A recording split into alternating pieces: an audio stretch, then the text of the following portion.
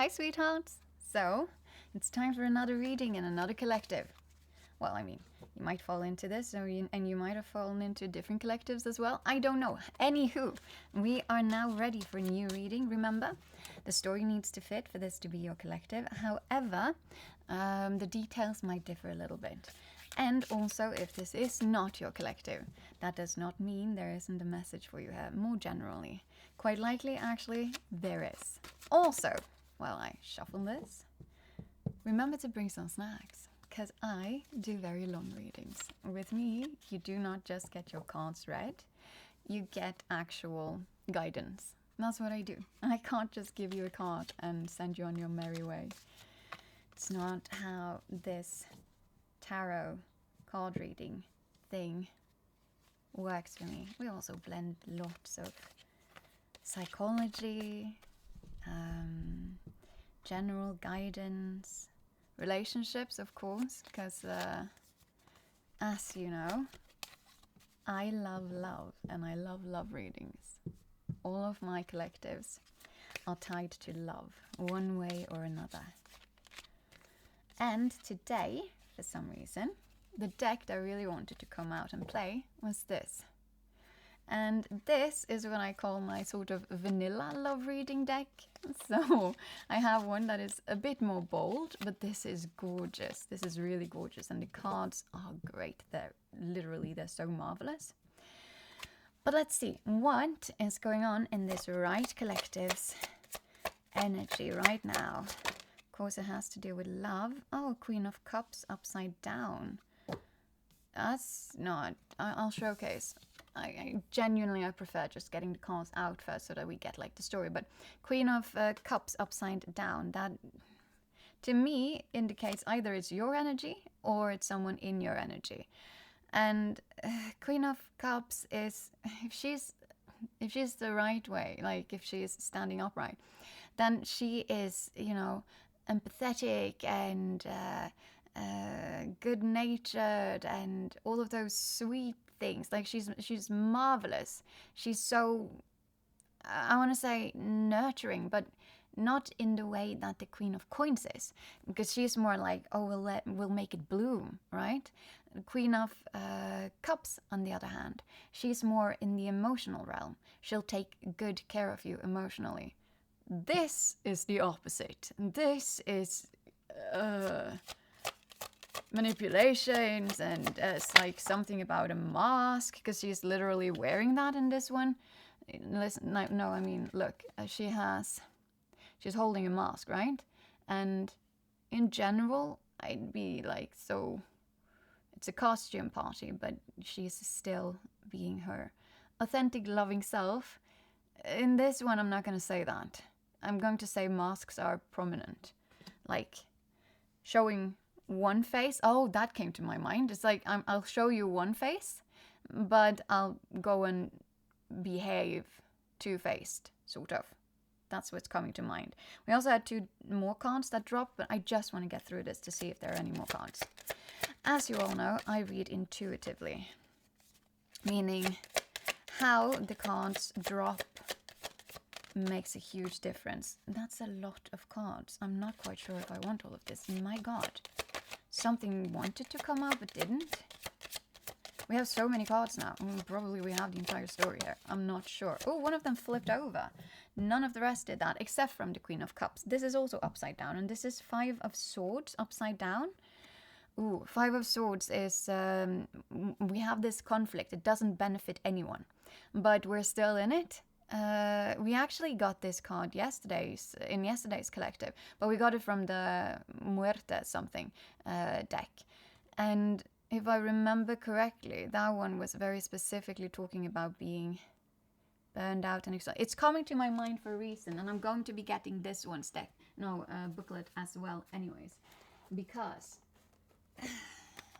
the reason I have so many decks, at least, is because every artwork, again, intuitive reader, adds to the interpretations of the cards with their own imagery and symbols. Like, the artwork is so important. But let's check out. I'm going to find it here first, and then I'll, pop up the card again. I really want to check out the Let's see. Sword, sword, sword.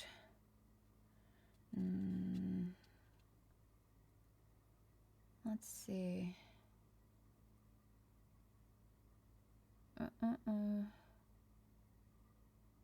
Where's this? For some reason, the Queen of Swords came up, but it's like, and I'm not in my head. Like, I stopped at the Queen of Swords, but that makes no sense. Except, you know, Queen of Swords is manipulative with her words, so I'm sensing perhaps then the Queen of Cups in the energy in your life. It also refers to a feminine energy. It doesn't mean it's a woman, but it refers to a feminine energy. So there's someone in their feminine energy in your life, and that isn't good for you emotionally. And since the Queen of Swords specifically made me stop and pause and actually read a little bit, but I didn't actually get anything that I read because I wasn't supposed to be reading it anyways. But it caught my attention. So I'm sensing there's also something with words being used, manipulative. And it's not good for you, this right collective. It genuinely isn't. But this one, I'm just going to be reading...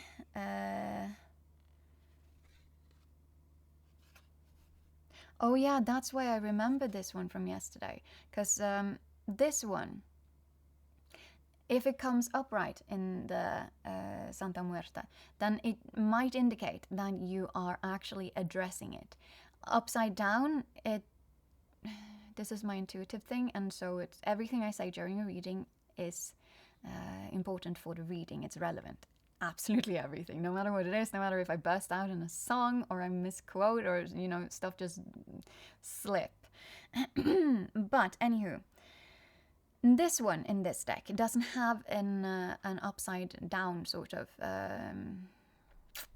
thing added to it in description wise. Instead, it just reads this, and I'll read it all.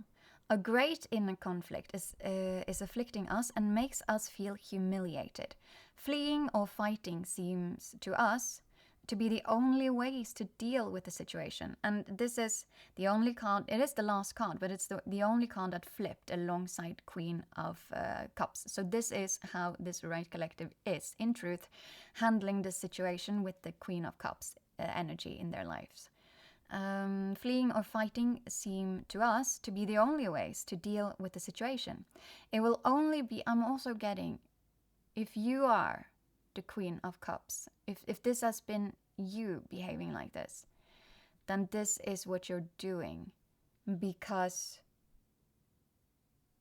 of a feeling of humiliation. It came to my mind for a reason. So this might be relevant for some to flip it around like that. But I'm going to continue on talking as if it's a feminine energy in your life. However, if you can sense that you are that feminine energy, maybe take heed of that. Anywho, and also, we all have feminine and masculine energy. It doesn't matter, again, which gender you have. And it's not wrong...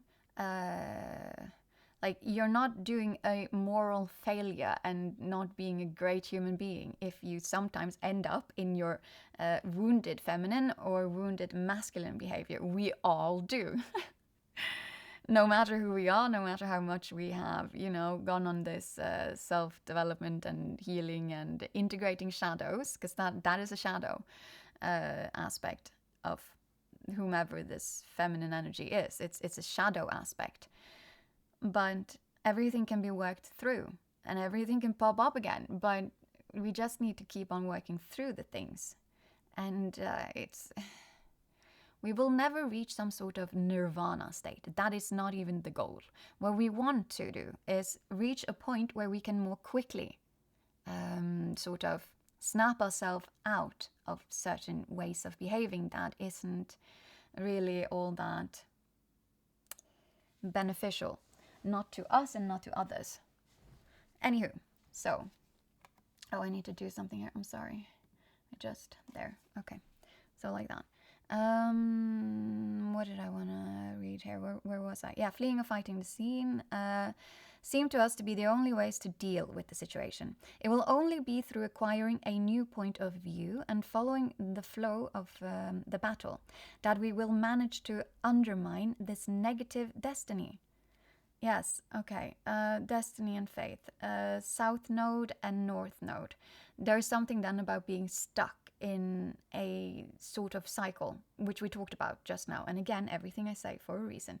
But there is something then for this collective that you are literally stuck in some sort of circle. Either or both. It could also be both. You're either stuck in a sort of circle with behavioral pattern then, with yourself, where all of the things that I just said is a way that you behave whenever you've been behaving in this feminine, wounded feminine energy that we talked about. Or also, this is how you behave whenever you encounter that. But it could also be both. Like, you could be behaving like this, but also be experiencing people like this, because we attract, like attracts alike, or something like that, you know. So we attract what we are, not what we want. And which is why we do need to work on our shadows. If we want something different, that is, at least. But if you're okay with what you're in and what you're not, like, you know, then there isn't anything wrong with that either. There is no right or wrong in life. It's just what fits you, what feels right, what is your truth, and are you aligning with it? So let's continue here, though. Battledar will manage to undermine this negative destiny, improving ourselves, exactly, and exiting the crisis, strengthened and enriched. You need to exit this cycle then. The crisis, because there is some sort of crisis with this feminine energy. So, the advice of the dead. Yes, I'll be reading it from the actual book too, but wait a sec. The advice of the dead. This is not the moment to oppose what seems to be adverse, but to follow its movements and its flow, exploiting it to your advantage. I wish to also just check it out in this one, because they are very different than many others, and I quite enjoy that. Let's see. Chalices. I mean, we could read the Queen. Yes, okay. So upside down. So this is not what I'm reading then, because what I'm reading is when she's upright. Queen. The Lady of the Dance. Here, the Lady of the Dance. Lay down the arms of love in front of the truth. No betrayal has ever won the battle of the heart. Sincerity. There is none here. It's all the things that I said. All of that, that's completely opposite. That's part of the crisis for this collective. And then we had Five of Swords. Again, the one that actually turned around. Suit of Swords. 5. And once more, what I'm reading is upright. We got it upside down. Swan Lake. Oh, I love that one. The soul cries. It was humiliated, but does not want to admit it. It regrets the time of forgiveness not granted. A jewel. It was humiliated, but does not want to admit it. You're stuck. It regrets the time of forgiveness not granted.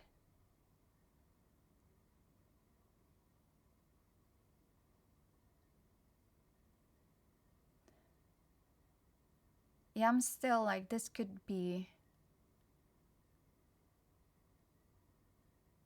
This could be then the feminine energy. It's still open for... And maybe it's both. Maybe it's both in this one. We're not going to be dwindling too much. This will reach those that it needs to reach, and it will resonate how it needs to resonate. The story needs to fit, but the details and how it does, that's, you know, use your discernment and figure that out. Anywho, let's look at the other cards that didn't turn around. So, the second... Oh, okay. Also upside down, and it's coming from the... It's like it's trailing down. Oh no. Okay, I'll showcase. So we got first the Queen of Cups, right? Upright. No, upside down. And then upright now we got Six of Swords, which is usually a good thing because it's about moving away from conflict into calmer waters, right? Usually. And that's good. That's good. The intention was that. But then we have upside down judgment, meaning it's moving away, but it's resisting change. It's resisting.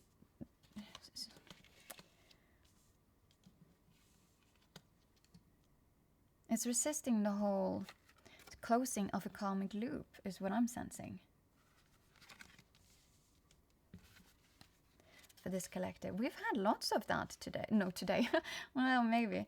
For this right collective, there might be something about that. Like you might have had extra amount of, I don't know, proof of this cycle in your life today. But we've had lots of this since I went on and started doing these more or less daily. Anywho, I want to go to Six of Swords first with this. Let us see here. Sonata for 4 hands. Don't be afraid of a kiss. Well, that's good. Okay, don't be afraid of a kiss. It is not a bee that stings, but a door that leads to the hives, filled with honey, passage. But then this was also about love and sincerity that does not exist right now for this collective. And this is sort of... Let's see though. Okay, do not be afraid of a kiss. Should be moving into calmer waters, but did not, is what I'm sensing. Anywho, this, we're gonna go, this is important. This is the major arcana, right? So this actually makes a huge difference in your life, whether or not you choose to address these things or how you choose to address them. Here, judgment. Beyond the threshold, it is time to decide. Either the mind or the heart will win. If there has already been a choice made in the past, it must be followed. The point of arrival. This is karma. This is you do something and you get something. Or you did something and you got something. Right? That's what I'm sensing here. You did something and you got something. It was seeped in deceit. I've been talking about 2 energies, so I'm thinking for this right energy, and I attract lots of collectives. I attract lots of collectives that exist very much in their masculine energy, but that's not important though. I'm not sensing either or here, but what I'm sensing here is that both you and another energy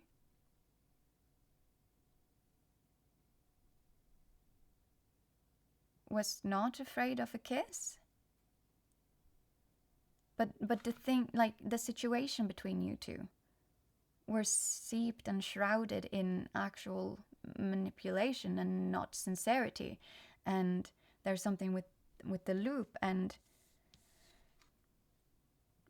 by choosing to not be cautious is what I'm sensing here. With this, like a healthy choice would be to not exist in this energy. Of course, everyone does the best they can where they are at in their life at any given moment. I genuinely believe that we do the best we can with the information and the experiences that we have, but sometimes we self-sabotage because we fall into our autopilot, we fall into our loops. So we know intellectually better, but we have I was thinking about this actually earlier today. We have issues with delayed gratification. So the easiest way for me to explain delayed gratification is the absolutely most common and known about sort of what is it called, like experiment or whatever that they did with some children. And I also have ADHD, so I understand the issues with the delayed gratification. I do. I was lucky though, because I have been able to build that up from a very young age. So delayed gratification isn't all that huge of an issue for me. I might be, I hate this. I might be all like that, but it's just to get some steam and energy out. I can delay my gratifications. And I was actually thinking about that today. I would prefer delayed gratification and get what it is that I actually want, specifically in love, actually, and not engage with what we were also actually mentioning. Well, I talk about it all the time. Fast food sort of behavior. So in this case, very much fast food behavior. Wait a sec. Because both of you were in this non-sincere energy. This energy is supposed to be so beautiful. I need to find it here. Like, listen to this. The lady of the, if this had been healthy, the lady of the dance lays down the arms of love, or lay down the arms of love in front of the truth. So taking off your armor, neither did that. You were very much enshrouded in your own armor. In front of the truth. There was no truth in this moment between you two or anything like that. You were avoiding the truth. No betrayal has ever won the battle of the heart, and yet you decided to walk the path of betrayal with each other, or in general. Like, there's something with betrayal here, and then it's like keyword sincerity. There was none, and you knew, but for in some way, this right collective, you managed to convince yourself that by giving into this, all of these things that I just said, giving into this with the energy, that like you were in this energy, they were in that energy, that was you moving into calmer waters. To me, that sounds like the drama loop that I have been talking about, and I have tools for it. I want to go to the swords again, because this was also actually not so bad. Well, Six of Swords usually isn't bad, but this is what you convinced yourself, although you could see and know very differently, and you knew how you were meeting up, you knew how they were meeting up, and yet you convinced yourself that you shouldn't be afraid of a kiss. Most likely this has gone further. It is not a bee that stings. So like you've been really like excusing it for yourself. But it's like when you justify, you justified this hard. Kiss. It is not a bee that stings, but a door that leads to the hives filled with honey. And so you entered the honey field. Passage. And by doing so, you were avoiding, or you're still avoiding. You did something and you got something. It's the consequences. You were, firstly, not being sincere towards yourself about it. Although you knew it. You knew that by doing this, you would enter the same loop, either consciously or unconsciously, but in your head, like during the moment, it was this was loudest. Experience-wise, you knew what you were getting yourself into, and you also knew what you would end up getting on the other end. So a loop. This is a loop that you are caught in, and you can't get yourself out of this karmic loop. You're not learning the lesson for some reason. But then we also got 3 more cards. And let's see. What we got first was 3 of Wands, which is, ready to move on to a new adventure, ready to start something new. This is upright. And then we also got this yesterday, actually, in yesterday's collective. But then we also got, it doesn't mean that they're connected, but it's just, I remember it. But also that was from the Santa Muerte. So we also have, Oh, page of coins. That's learning something completely new. It's being a student, actually. So then we have 9 of Cups. Oh God, yeah, because this was upside down too. So this is 9 of Cups is also wonderful. It's the wish card, wish fulfillment, actually. Everything that you have wanted, everything. But you're not learning the lessons.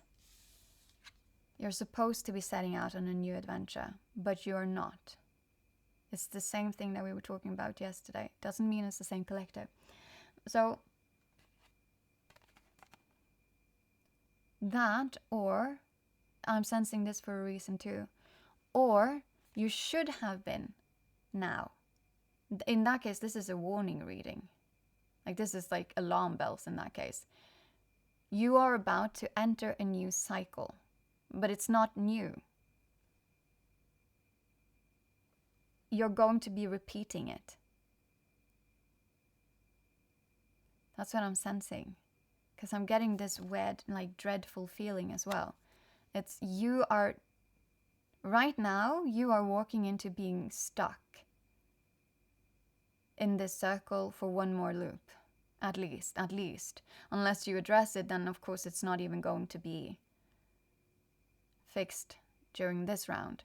And it's not going to be fixed. You're not going to exit this loop until you actually exit the loop. But you're protecting your ego for some reason. It's like you're feeling shame. And it's just easier to remain in this loop until forever, not learning anything new and never getting the things that you actually wish for in life. That's the result. If you never exit this loop, you're never getting the things that you actually want in life. And also, staying in this loop is working against you achieving the things that you actually wish for in life. Whatever that is. This is emotional fulfillment. It's not like in the family aspect. This is personal emotional fulfillment. In general. You got everything that you wanted. But you don't. Unless you actually learn the lesson and you learn something new, like you become a student. To do that, you're going to have to face this karmic cycle and end it. And the karmic cycle is this. This is the karmic cycle. It is something about this energy, and again, probably both people ending up in it. I'm not saying this is one specific person. It can be that this is just a loop you have with many people, or it can be a specific person that you're caught in a loop with, but it doesn't really matter. It's everything that we said about this, which is not good. You know, the whole non-sincerity, always keeping both of your armors on. There is no actual emotional closeness. And then excusing everything that has to do with physical intimacy and it's the type of physical intimacy that binds you to this. Not everyone gets attached. Well, everyone in general, like we have hormones and whatnot that does this. But the thing is, if you know for a fact that when you are intimate with someone, you also end up feeling more attached to them. You need to delay your gratification. You need to work on delayed gratification. Because you're just continuing on binding yourself to this type of energy. Either in general or one very specific. You would know that better than me. I am just here for advice and reading your cards. And until you face this, until you truthfully face this, until you can put away your ego and truthfully face the situation. The swans are also birds of love. And I'm sensing the ugly duckling for some reason. It's the Danish story. I absolutely adore it. The ugly duckling that felt like they didn't fit, right? And they were really treated poorly. But then they went through some very hardships, and they figured out, well, no wonder I don't fit. I'm not a duck. And also all of the other stuff is, that's not me. And then they found their crowd. And they were like, yo, other swans. You want to be like swans together? So this is also about finding your crowd, for me at least. But there is also the story of, the Swan Lake with this, because she has like the princess, she's this light version, and then you have the shadow aspect, which is, the person that is dressing up as her or whatever that was. It's a good story. I love it. But my point is, we all have shadow aspects. And in the Swan Lake, the shadow aspect was also tied to the more sensual. For you, there is you can't delay gratification or something like that. It has to do with delayed gratification that you struggle with.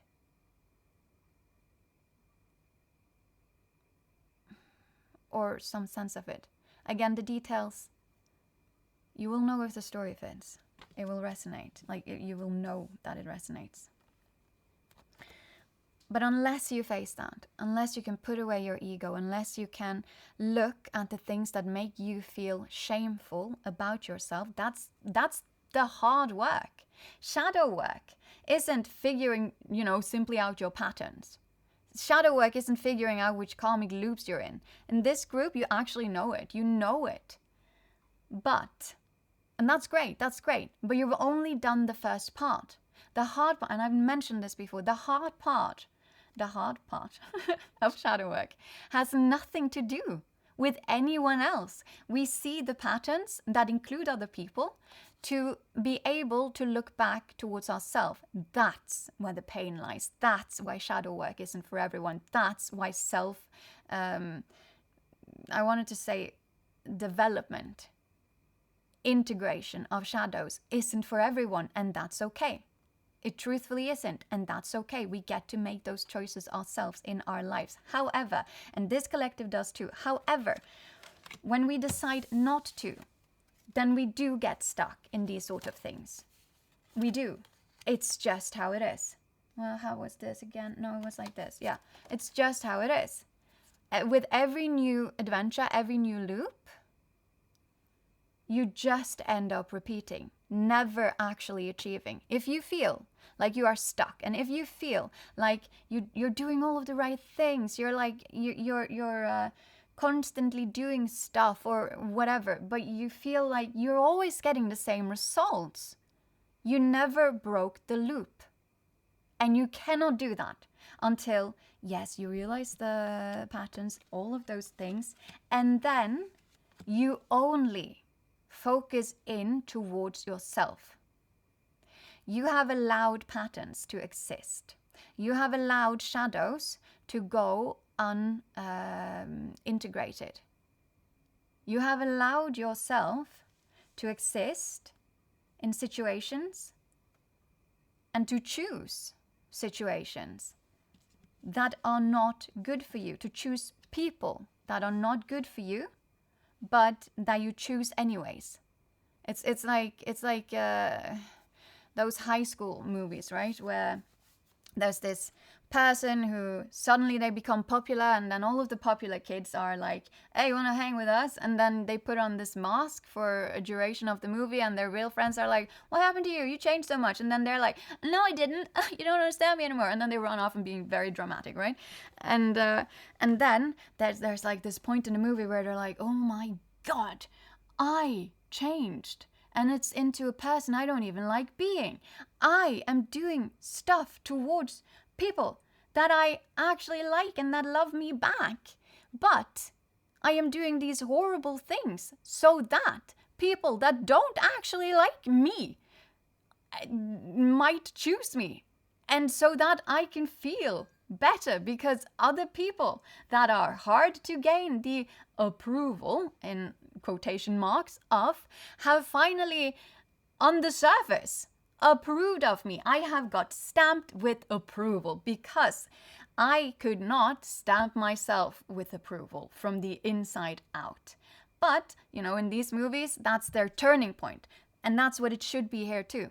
You're at that point right here and now. And you get to choose now. Do you go back to the cool kid crowd and you keep on selling yourself out, never truthfully being everything that you are, everything that you could be, never truthfully achieving everything that you should be? But this is in love very specifically. It's like you're settling. It's like whatever they say goes. That's what I'm sensing. And it'll just have to be good enough. Because at least now I'm accepted into the cool kids crowd. Whatever sacrifices that come along with that, personal and whatnot, particularly for you, this right collective, it's emotional. And it's the never being able to just exist in sincerity. And also having, in love at least, no real sincere relationships. But it's okay. Because this sort of pulls you in and makes up for it there and then. Not at any other time, but there and then. And it doesn't sustain you. And you need to do something or disappear into it. But you won't face the karmic cycle at all. You just won't.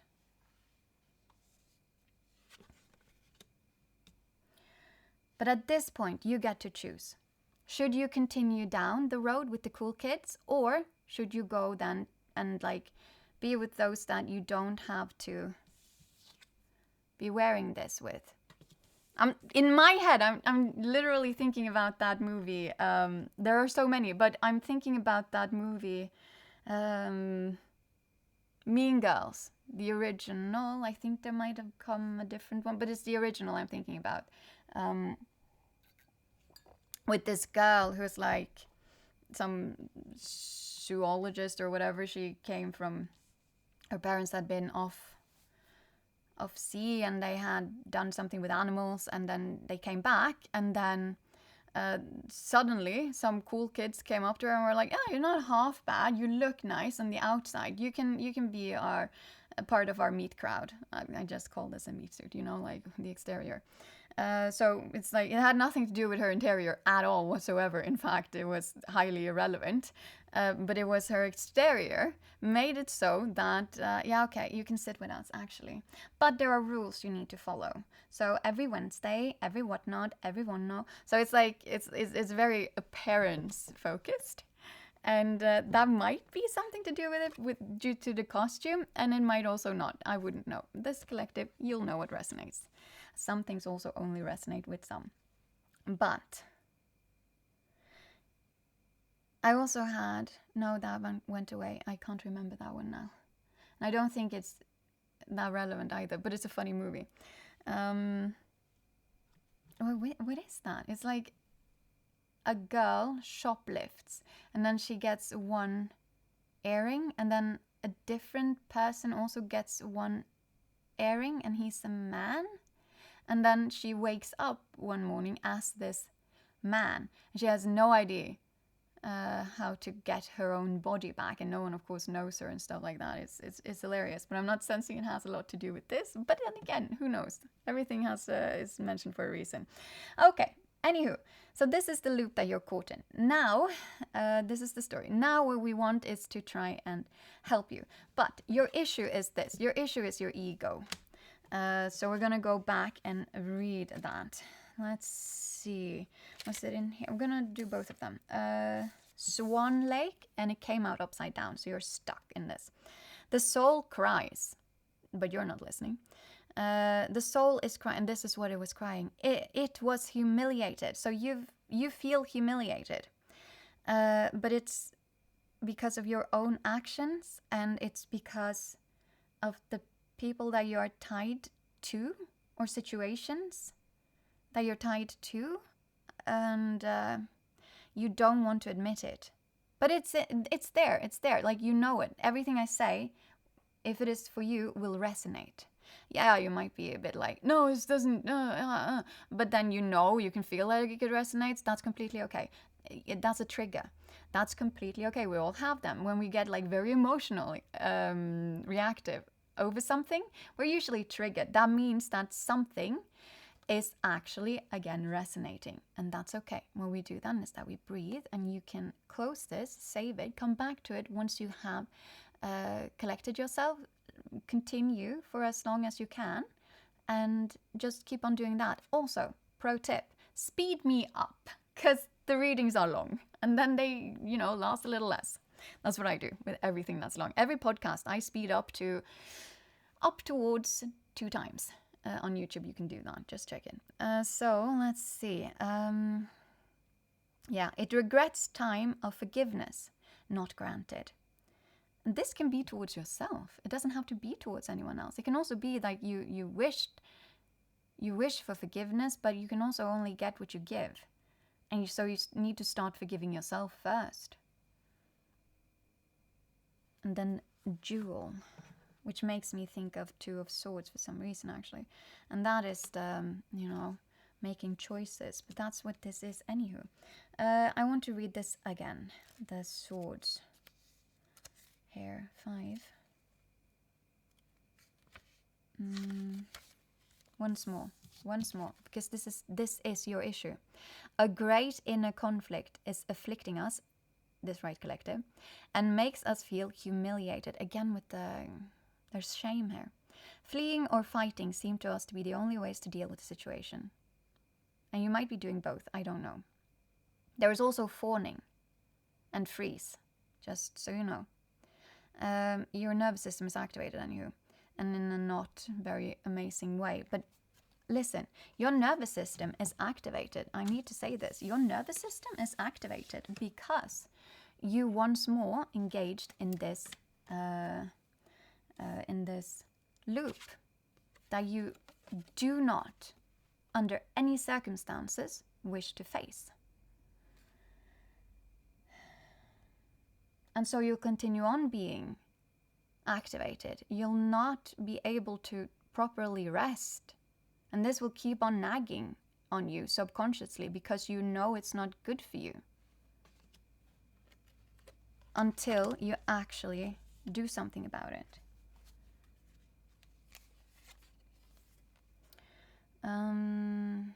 It will only be through acquiring a new point of view, which is this. Actually turning into the student, actually learning a new point of what Page of Swords would be more fitting. This is literally learning a new, for example, craft or something like that, because this is tied to the physical realm. But it's still the same I will read him though, but it's still the same thing. Oh, I never actually read these from the booklet for some reason. That's weird. But this is the most important one. It will only be through acquiring a new point of view and following the flow of the battle. Jewel actually came up, flow of the battle, that we will manage to undermine this negative destiny. You are caught in a negative destiny. You will get nothing because you will face nothing.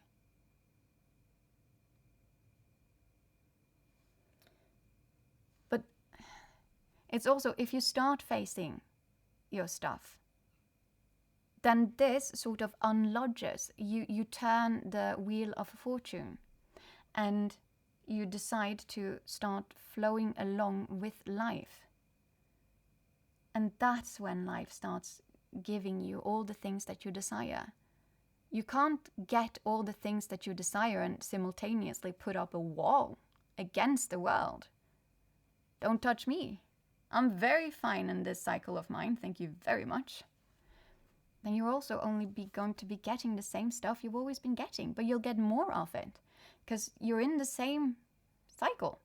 There's just the same stuff going on. If you decided to spend your life in a roundabout, like on the road, a roundabout, you're never going to see anything different than what you are seeing in the roundabout. And you will also never experience anything different than what you've been experiencing every round during that, like driving around a roundabout. It doesn't even matter how long, how big this roundabout is that you're stuck in, but if you're only driving that roundabout, you're only getting what that roundabout could provide you with. Except in life, we are so lucky that we are getting more of exactly what we have been getting. Because that's actually not so esoteric, as I've said so many times before. It's just life. It's because our boundaries are being pushed, and we are also pushing our boundaries. Let's see though. Improving ourselves. Yes. Learning new skills, that's what it is. This is new coping skills. You need to learn new coping skills. Because whenever this comes up, you don't delay gratification and you don't face what's going on.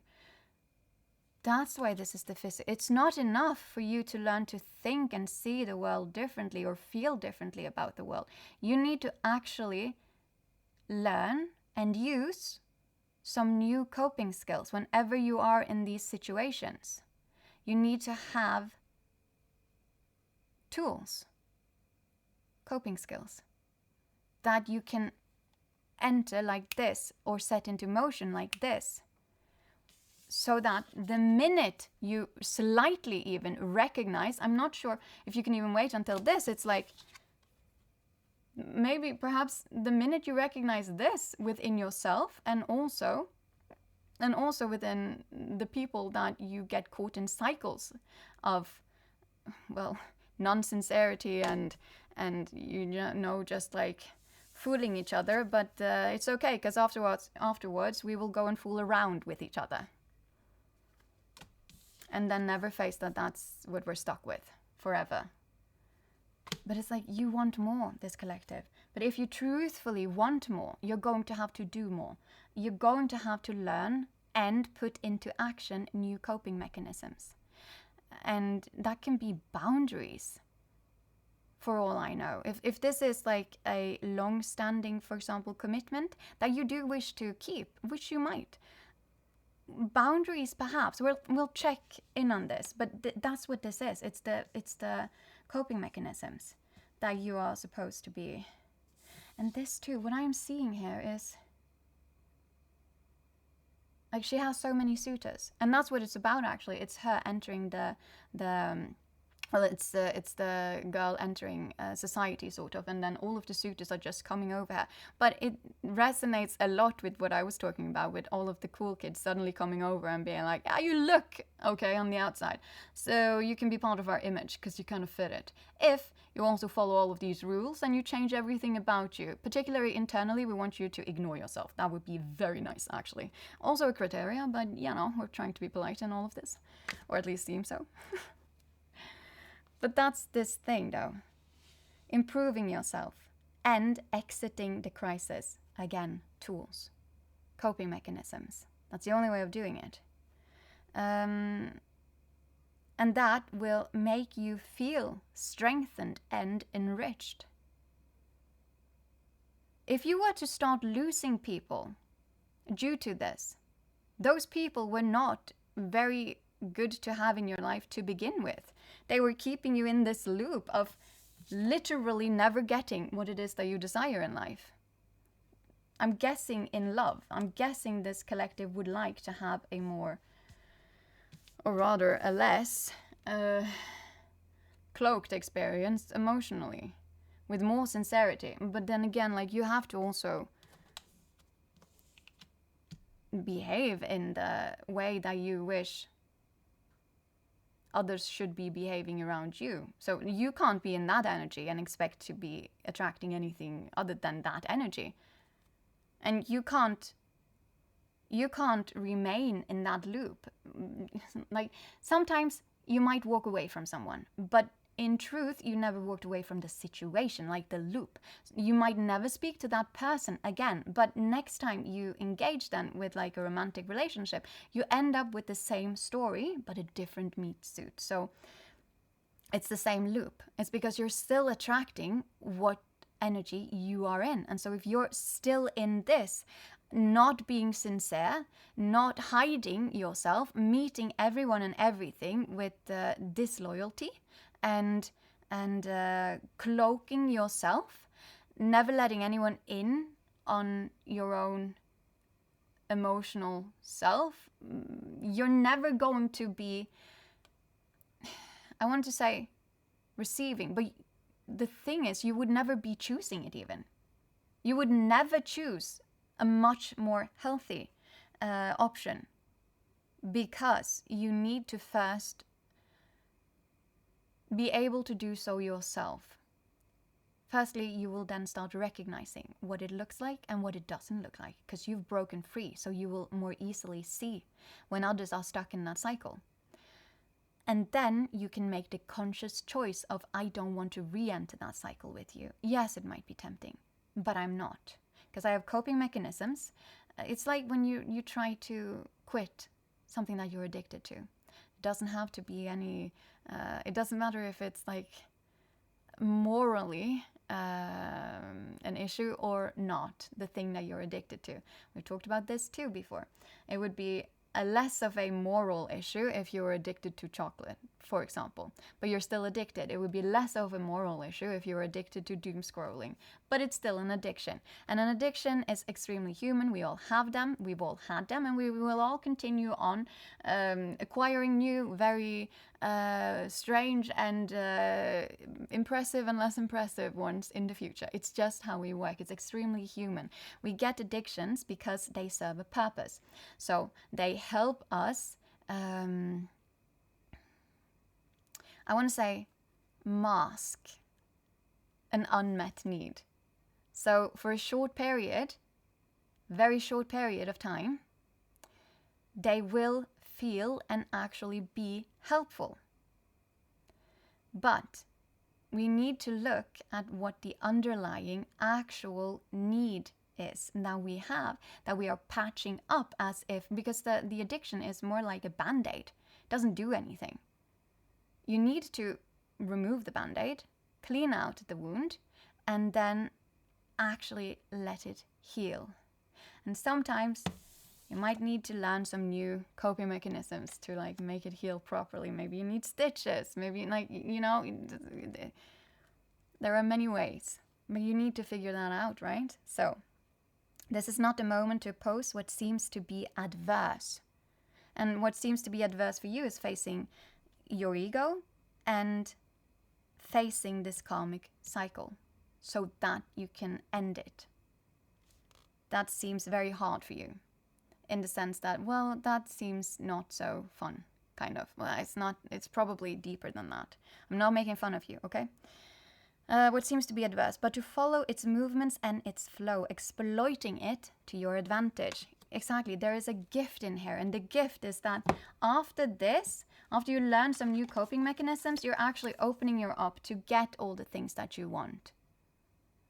And all of this cycle, this roundabout that you decided was, this is my roundabout. I'm only going to be roundabouting here, ever. I'm not going to even like consider driving on forward, because why would I? That's like a roundabout here. This is like as fun as going to the Ferris wheel. I don't know. It doesn't really matter. I want to see, what kind of tools is it that you need to learn? Like, for you to be able to move out and break this cycle, face the karmic cycle. I mean, I'm sensing the shame. You need to face the shame and not judge yourself. You need to be compassionate with yourself, but that does not mean excusing yourself. It's, oh yeah, I started with that and never actually told it. So, delayed gratification experiment thing that they did. They had children, because children are not exactly known for their extreme patience and also ability for delayed gratification. They're just not, and that's okay. But these children were told, because they came into one-on-one, they came into a room and they got, I don't remember if it's one or if it's just a couple of marshmallows that are being placed on top of the table. And then, you know, they know that the children like marshmallows. Otherwise, they wouldn't be using that. But they are then told, if you do not touch any of these, if you don't eat this, it could have been one or it could have been several, I don't know. If you don't touch this, then you will get a lot more. If you don't eat this, you're going to get a lot more after I come back. And so what they do then is that they leave the child sitting completely alone. Of course, they are super wise, but only for the experiment's sake. And they don't judge the child or like tell them they were bad or anything if they decide to then, when the researchers exit the room, that the child decides to eat the marshmallow, because lots of them were. So many were. Not everyone, but so many of those children, even though they knew, and that's what is with this collective, right? You know this isn't your best option, and yet you're just like, yeah, but it's just one touch, it's just one kiss, it's just one. And this will lead me to calmer water. You know it's not true, and yet you decide to act on it. And that's the same thing the child was doing. They knew it was not the best option. The best option was for them to figure out how to not engage with the marshmallow and wait until the adults came back with so much more marshmallows. Because what is this one single, or maybe two or three, compared to getting so many more? Like maybe it was a bag, I don't know, I don't remember. But what they saw was that they've done this experiment many times, but the one that I am referring to, what they saw was that the children that could sort of focus away from the marshmallow when it was standing there in front of them, those were the children that would be able to delay their gratification and then get the actual big prize, and not just this fast food version. It's like, yeah, I know it's still candy, so it's like the nutrition is the same, but still though, it's like this minor, very temporary blessing compared to this massive bag of marshmallows. That's what I'm picturing in my head, at least. It's like, do you want one or do you want an entire bag when I come back? But they soothed themselves one way or another. That's what the children did. And no one told them to do so, but some of the children knew how to do it. And so they did it. And so they could, by using these self-soothing techniques, these tools, these coping mechanisms, they could actually delay the gratification. But I don't remember exactly what they were doing. As I can remember, it was taking the focus away. Because if the children were, sitting there staring at it, then obviously it would be extremely hard to not react on it as well. It was harder the more focus it was given. But it's the same thing. Like if you have an addiction to something, sitting there, for example, thinking over, oh, I mustn't do it, I mustn't do it, I mustn't do it.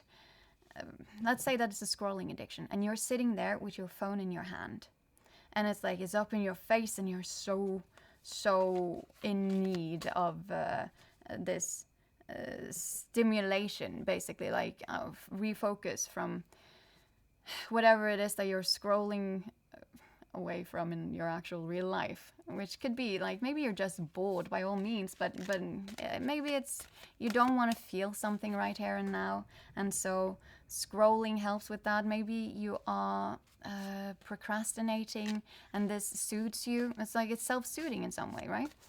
But it's not a very healthy approach, or of course it depends on the person, and you get to decide what is and is not healthy for you. But this Right Collective, you don't view this as healthy. But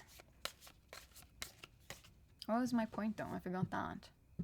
That's sad. Anyway, it'll probably come back to me if it was meant to. Let's check this though. This is the singles and relationship oracle deck, but it also has shadow cards to it. Oh, okay. We're also going to use the dark wood cards. Seeking perfection. It's okay. Wait a sec. It's the ego thing. It's something about when you feel unlovable. You all know how I react to that. You're seeking perfection within yourself then, and by getting that approval from others, you do feel it. But not truthfully. And lone wolf, like some of these are just turning around, but I have one more that hasn't, like the first one didn't. Okay, let's see. Okay. You're isolating yourself. You're behaving like a lone wolf. The question is, are you really a lone wolf, or is it just something you're saying so that you, because, and this is true for this, right, collective? Because we've already, like, it was the first card. The first card is always armored, and the people you're with is also always armored, never sincere. And there is no deep emotional connection, as we talked about, right? And then right now, and these are the things that I like, what do you need to work with, sort of? And this is part of it. Lone wolf. Are you really a loner? Or are you afraid of loving someone who could hurt you? Because you feel unlovable. And this is practice radical self-acceptance and love yourself with all of your flaws. Yes, we talked about that too. And then we have seeking perfection. And this is why you feel unlovable. Because you need to be perfect. Otherwise, if you are not perfect, there is not a tiny bit of you that is lovable, actually. You have to be the best of the best. You have to be the most perfect version of yourself. Otherwise, there is no need to even try to look at yourself and be like, yeah, I love myself. I love this, like, work of progress person, whatever. You are a human. You, like... Even if you were to be like, yes, I'm a lone wolf, you'd still be a human. You know? Humans aren't perfect. If you're seeking perfection, the only thing that you're going to find is a stagnation. That is truth. Okay? And that's kind of what you're doing, though. It's like, I just need to find, when I'm perfect, and perfectly ready and all of that, then I will exit this roundabout that we were talking about, this karmic loop. That's when I'll do it, because then I'll be... lovable, and I will be able to let myself, because that's what it's talking about, and then I will be able to let myself love someone else truthfully. And then we had one card that was, and fear of cheating. We got this previously too. Okay, nice. This is like, my collectives do come back, of course they do. So this collective, you're part of my collectives. You still need to act, and there's still that fear of cheating, but it's the fear of getting hurt. I have that with lots of my collectives, though, right? It's like, because you have been hurt before, but what you're not seeing is that you have been in this roundabout, right? And every time when you drive around this roundabout, there's a specific point, or several, where there is this branch. You know, like it's stuck on a tree, of course, but there's this branch, and it absolutely always hits you in the face. Every single round, this branch just hits you in the face, and it's not going anywhere. In fact, because it's a tree, it keeps on growing, so it hits you in the face every single round, and you're like, and every time it just hurts more, and it happens every time. Every time I do this thing, so like every time you enter love, or every time you like whatever it is with love, I get hit in the face with a branch. But you are also only driving around the same roundabout. You could exit the roundabout, and firstly you could just continue on following the road, because that would probably be the wisest. Then you get to experience the most out of your life, or at least you could drive out of this roundabout and like go into a different roundabout, and then, you know, drive around that one. And yes, perhaps that's I'm not going to say perhaps. So long as you get stuck in a roundabout, you get stuck in a loop. But it doesn't really matter. And there's nothing wrong with it. But if you don't like this roundabout, if you don't like getting hit in the face by a branch every single round that you take in this roundabout, the branch isn't going anywhere. That's a branch that is, what's it called? Like when you can't touch nature, because it's like, no, this is protected, you know? That's this tree. You can't touch the branch, the tree, the anything. Everyone that enters this roundabout will get hit in the face by this tree and its branch. Because that's part of the sightseeing. That's part of the experience. And so you can't remove the branch. Firstly, you'd ruin the experience for everyone else that wish to get stuck in this roundabout and also get hit in the face on every round, as you have done multiple occasions, because you don't want to face the karmic loop, you know? And then you're like, yeah, but it's so embarrassing because every time I run around this roundabout, I get hit in the face by a branch. And now everyone will know, and I know. And it's embarrassing that I keep on doing it. And so I'm just going to double down and keep on doing it, you know? And I'll take it like a man. Well, you don't have to be a man, but it's like, I'll take it like the most macho version of myself. No pain. And then you have like the biggest bruise in your face constantly because, again, like a branch keeps hitting you and it keeps growing, it keeps getting bigger. Okay, but these are the issues. You're seeking perfection. And you are so afraid of getting hurt that you decide to simply keep on getting hurt in this roundabout. Never seek out a different one, because then that would be embarrassing. People might know that you got hit in the face by a branch every time that you were running around in this circle. Guess what? Everyone that is stuck in this roundabout is getting hit in the same, no, not the same face, but in their own face then, by the same branch. You're not that unique. I am sorry.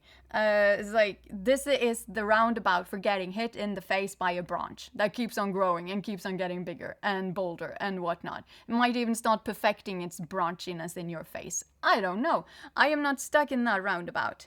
I have my own roundabouts I'm stuck in. And they are equally loopy, and they are equally me needing to work on my shadows, looking internally to me. Yes, I will look externally to see my patterns. My patterns have nothing to do with anyone else. If I don't want to get hit in my face by a branch on my in my roundabout, maybe it's not even that. Maybe I have like a point where I constantly trip, and it's like, yes, but if I do it again, then surely I am not going to trip again over that tree root that keeps on growing and keeps on getting more and more impossible to not trip on. Surely, next round, I shall not trip. Oh, but lo and behold, the next round, I would trip. And I did trip. And now I have a choice to make then. Just like this group has, this collective, just like any other, like, even if this isn't your story, we are all trapped at certain aspects of our lives. We all have that trapping. It might be very recently, it might be temporary, those things are just temporary if we decide they are. If we decide, yeah, you know what, I've done it a couple of rounds now, it's not so fun as it used to be, getting hit in the face by a branch or, you know, stumbling over this tree root thing, so I'm gonna go and find some new roundabouts. I will go down the road of life again and find some new roundabouts. We have them in different areas of our lives. It's not that unique. You're not that unique. So quit trying to be that by being like perfect before I can exit anything. It's like, no. Okay. So now we know all of this. Let's get some shadow cards for you to see what it is that you need to literally do. This is what you need to work on though. You feel unlovable. And so, of course, you would feel unlovable and unwelcomed and on whatnot if you keep on getting hit in the face by the same branch. And you keep on choosing getting hit in the face by the same branch in the same roundabout. You might start feeling, oh, I don't feel so welcome in this roundabout. I always get hit in the face. Let's just take a couple more rounds and just double check. No, I still don't feel very welcome here. That's weird. And again, exiting the roundabout, and I said this earlier, does not mean, for example, if this is a long-lasting thing, that does not mean you have to exit the relationship. What it does mean, however, is that the loop still needs to stop. And for it to do that, and I have mentioned this before as well, change is change doesn't happen in crisis solving mode. It does not. If you have reached a point in your relationship where you're like, I am leaving, and then the other person goes, no, wait, I just realized you were right all the time. I have been behaving so bad, and I shall change now forevermore. That moment and that second, is that when they decided that you had worth and that also they would be changing in the crisis management mode? How is that internally motivated? I don't want to treat people like that before. And I have noticed the pattern that I do actually treat people a little bit less amazing than I would prefer to do. And because of that, or also I let people treat me in a way that is not so amazing and whatnot. So I'm mentioning the crisis mode with the person, of course, yes, but it's also a crisis mode solving for you, the right collective. Okay, that's coming up for a reason, because that's not what I was thinking, but okay, but it's also a general message. If you would then like to exit this loop, but I was thinking about specifically exiting like relationships, so that might be relevant for some of those that end up in this collective. I mean, of course, we all end up, even in the longest of relationships, and even if we do decide to stay. Particularly, if we have lots or just very intense karmic loops, now we should be working on. And when I say karmic loops, they're lessons, right? They are shadows that we should be integrating, working through, and it's about gaining more self-love. And some relationships, many relationships, do not tolerate that. They don't tolerate that kind of growth. And so the crisis mode solving phase, you will have one party, and this might change. It's the whomever it is of these then that are pulling away and being all like, I will leave you now, this I cannot take any more of. But if that had been truthful internally, if you had truthfully internally actually come to the realization that I do deserve more than, I don't like this actually.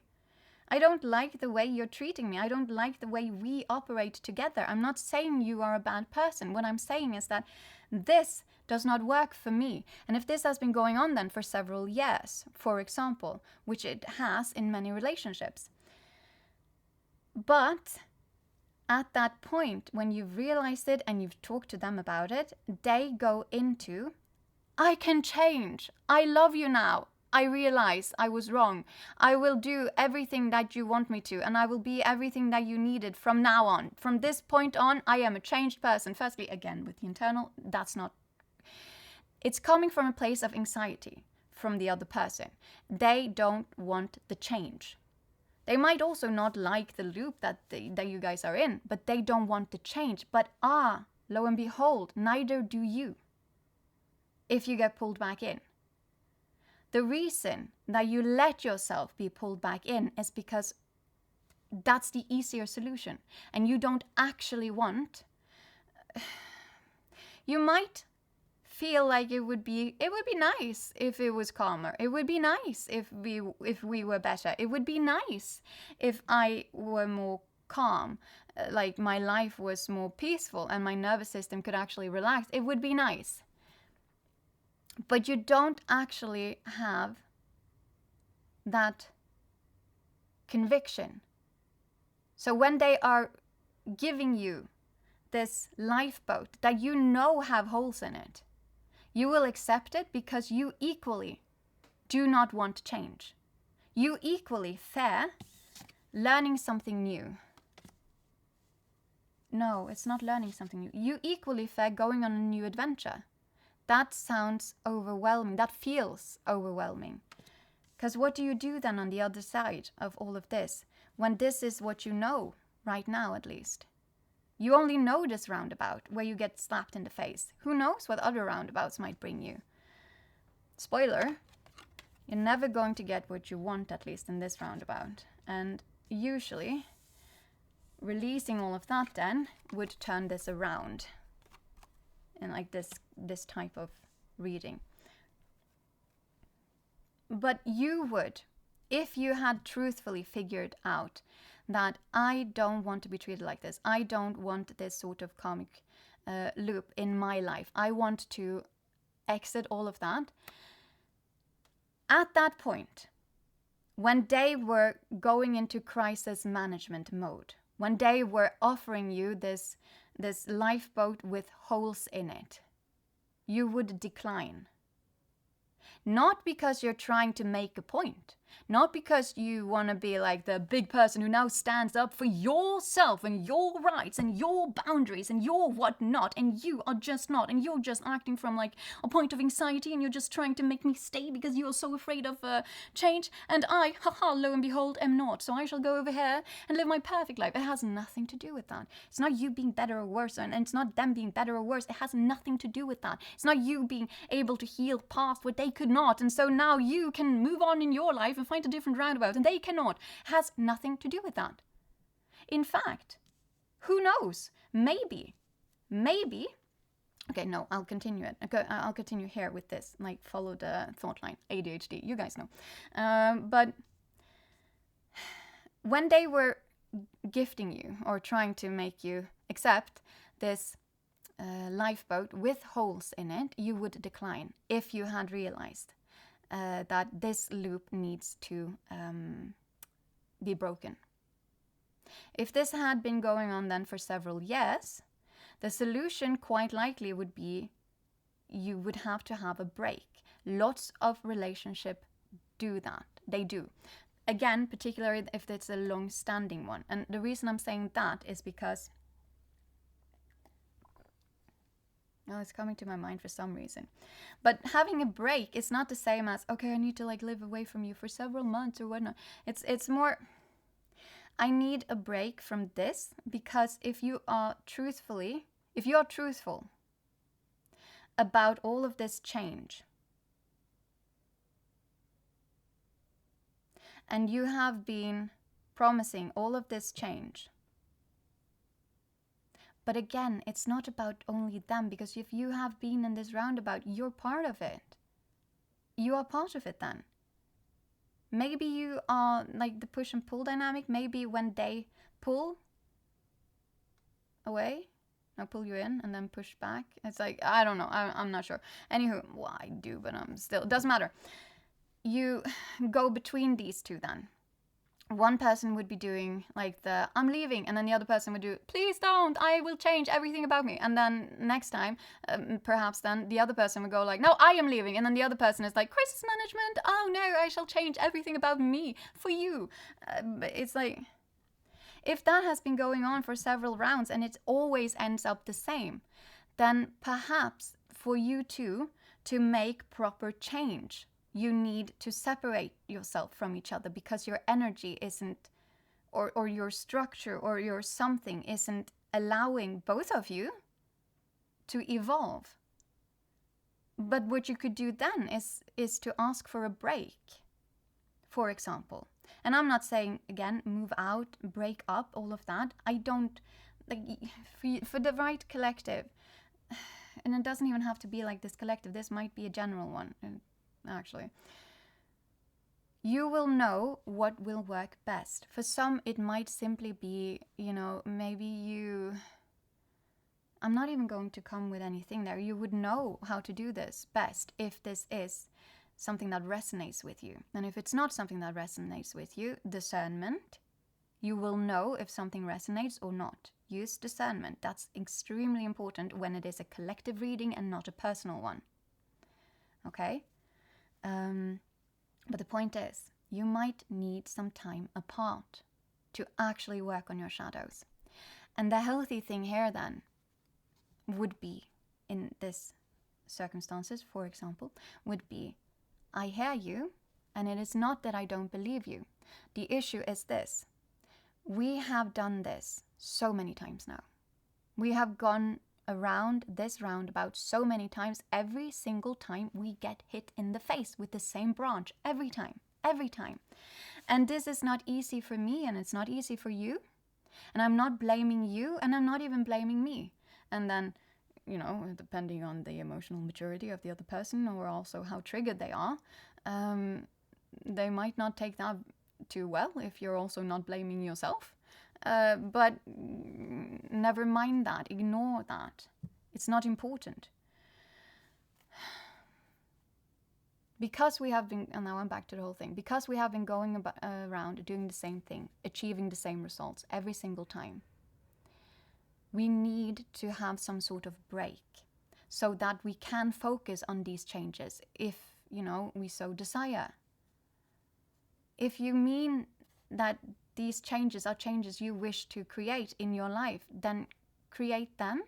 And then I'll go and create changes, internally for me and in my life and whatnot. And then,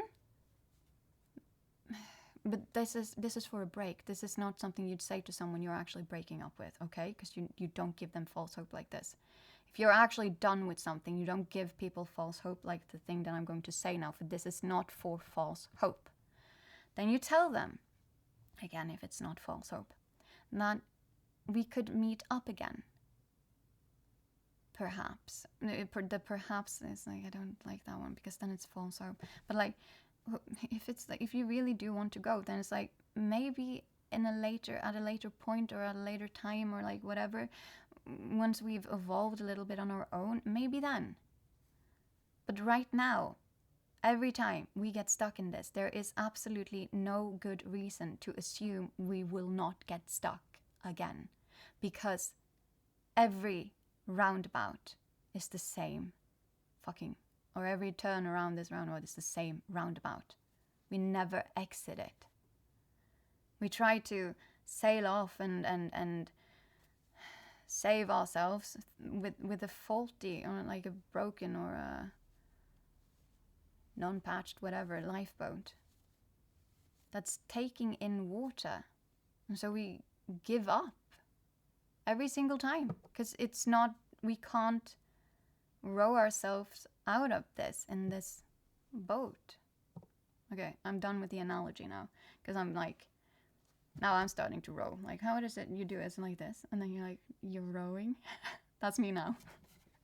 Anywho, you get my point for this, right, collective? But I want this, because the reason you're not addressing it, and I'm not saying the reason you're not walking away from it, because again, I would never tell anyone to do that at all.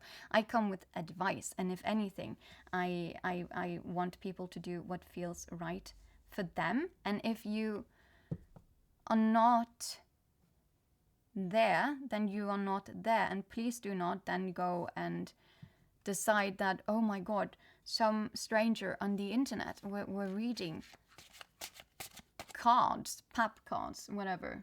Oh my God, 8 of Swords. Yeah, you need to get out of.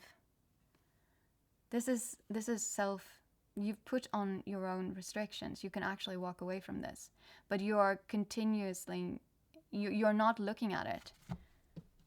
It's this, like you keep on entrapping yourself, but you're not at all addressing the fact that you are entrapping yourself.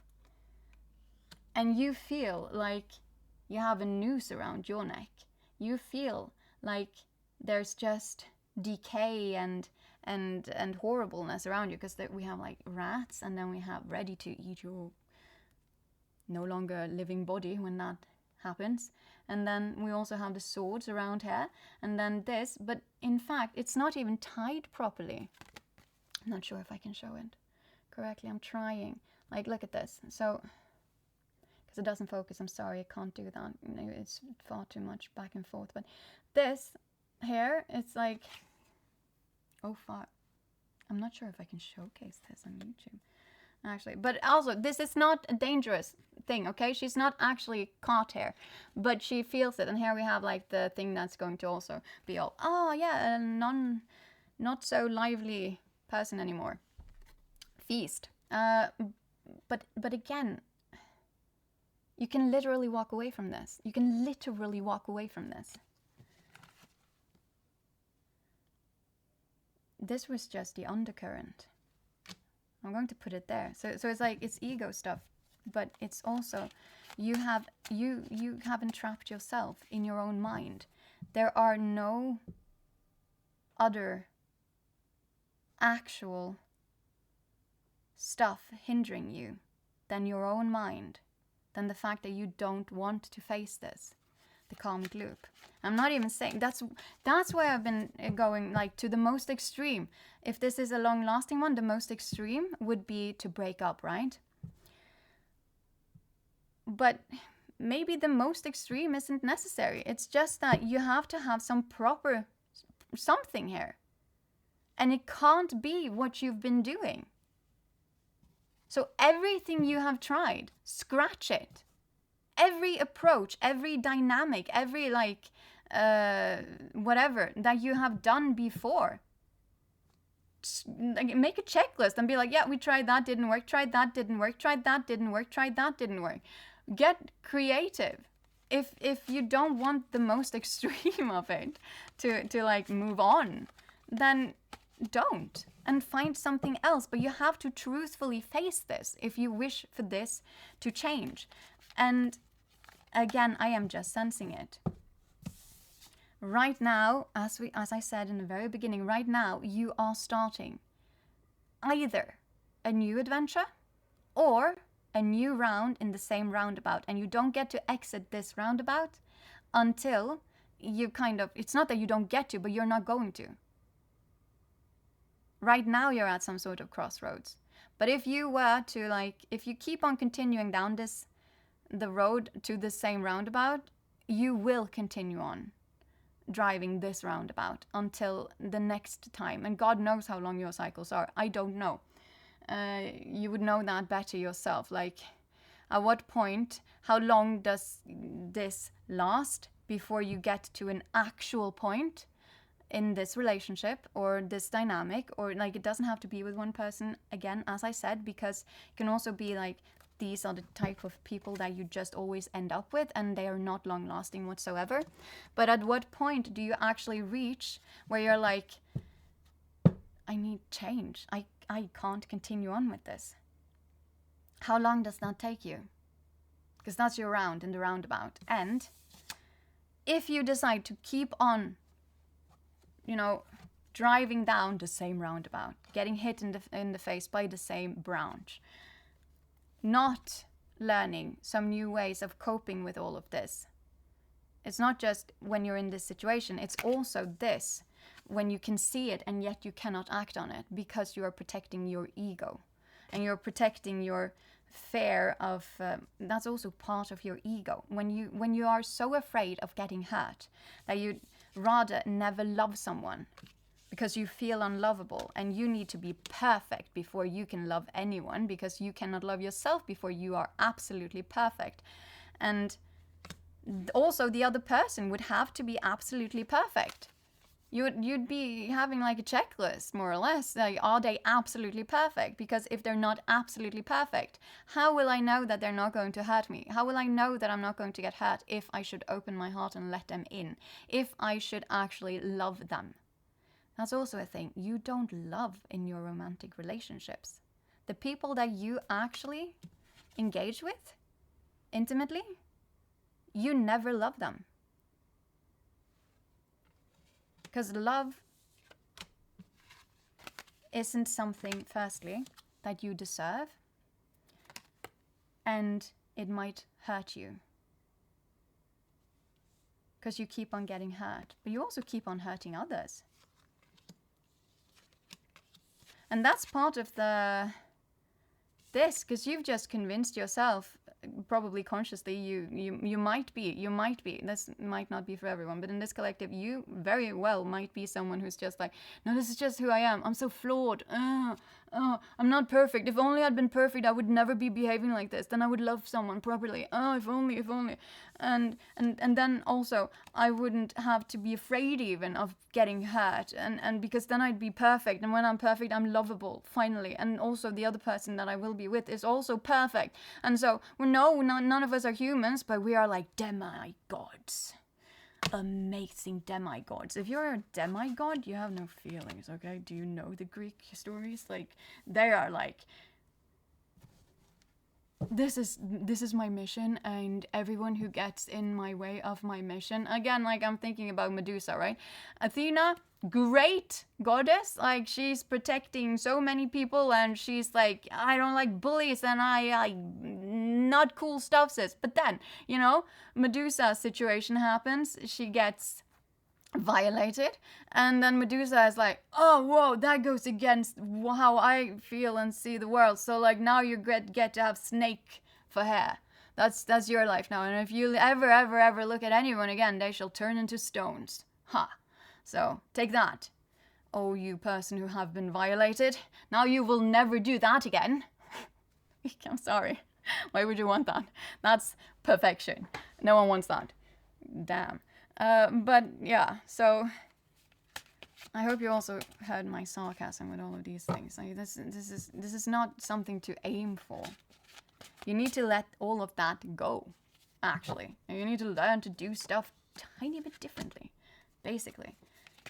But okay, let's see though. And the only thing again that is stopping you is this Eight of Swords. That is you being trapped in your own head, your own mind, your own ego, which is telling you stories based on the same roundabout that you have been in forever. And so of course that's also the only story that this brain and ego of yours, which is trying to protect you, can tell you about, because it's not seeing the other roundabouts. It's like, yes, but when we have driven, like it's like a supercomputer, and it's like, yes, but every time I have calculated this, every time we drive for 3.5 kilometers, a branch will come and hit us in the face. So the best thing that we can do is firstly we brace and we accept, and then also we tell no one, because that would be very shameful if people knew that I get hit in the face by a branch every 3.5 kilometers. Was that it? I don't remember. Anywho, as I just walk around machoing it up and whatnot, and no one will notice the bruise, and then everyone else is also walking around with their own bruise inside that one. Just saying. Okay, let's see though. Oh, you also had Seven of Pentacles. That was, it came out like this, and it was lying on top of Three of Wands, which is, you know, new adventure. Or it's either new adventure, or you can, in your case, start a new round in the same roundabout. But it's like it's closing in now. This decision, space for making a decision, that's closing in right now. Okay, but Seven of Pentacles, that's, oh yeah, this one actually is, because this is like waiting, right? But for me, it's you are caught in this waiting, almost hanged man energy. You're just like trying to wait it out. Action is never waiting it out. You can't learn something in school. Like as a child, if you go to school and you want to learn something, for example, like a new skill or whatever, like, I don't know, the multiplication thing. Honestly, I don't actually know it. I might be selling myself out there, but it's still true. That's not actually selling myself out. How could I do that with information that doesn't actually benefit me? Doesn't matter. Point being, you have to take active steps to learn something. A teacher can provide you with information. The student has to learn. And that's an active, I want to say choice, and it is an active choice, but it's an actual doing. It's an active doing. You have to do the learning to learn. And that's what you've been asked to do here too. Literally, you need to learn, become a student in a craft, kind of. That's what it's saying. But for me, it's the tools. Like, you need to, like, but you need to do it to learn it. It's like practical learning, sort of. But the Seven of Pentacles is, for me, it's the cat that's waiting to jump, sort of. It's doing all of the groundwork, but it's not in its grinding state. It's more of the, now I am doing the things that makes me prepared to make the leap when my not chosen, but when my, well, I might be chosen, prey comes along. I'm laying here in like hidden and whatnot. Like, I'm ready. I won't move though. I'm ready. I'll have to be patient. It is about patience. But it was like this, and it did land on top of that. I sense that we should be reading it. So we shall. But let's see. 7 of Pentacles.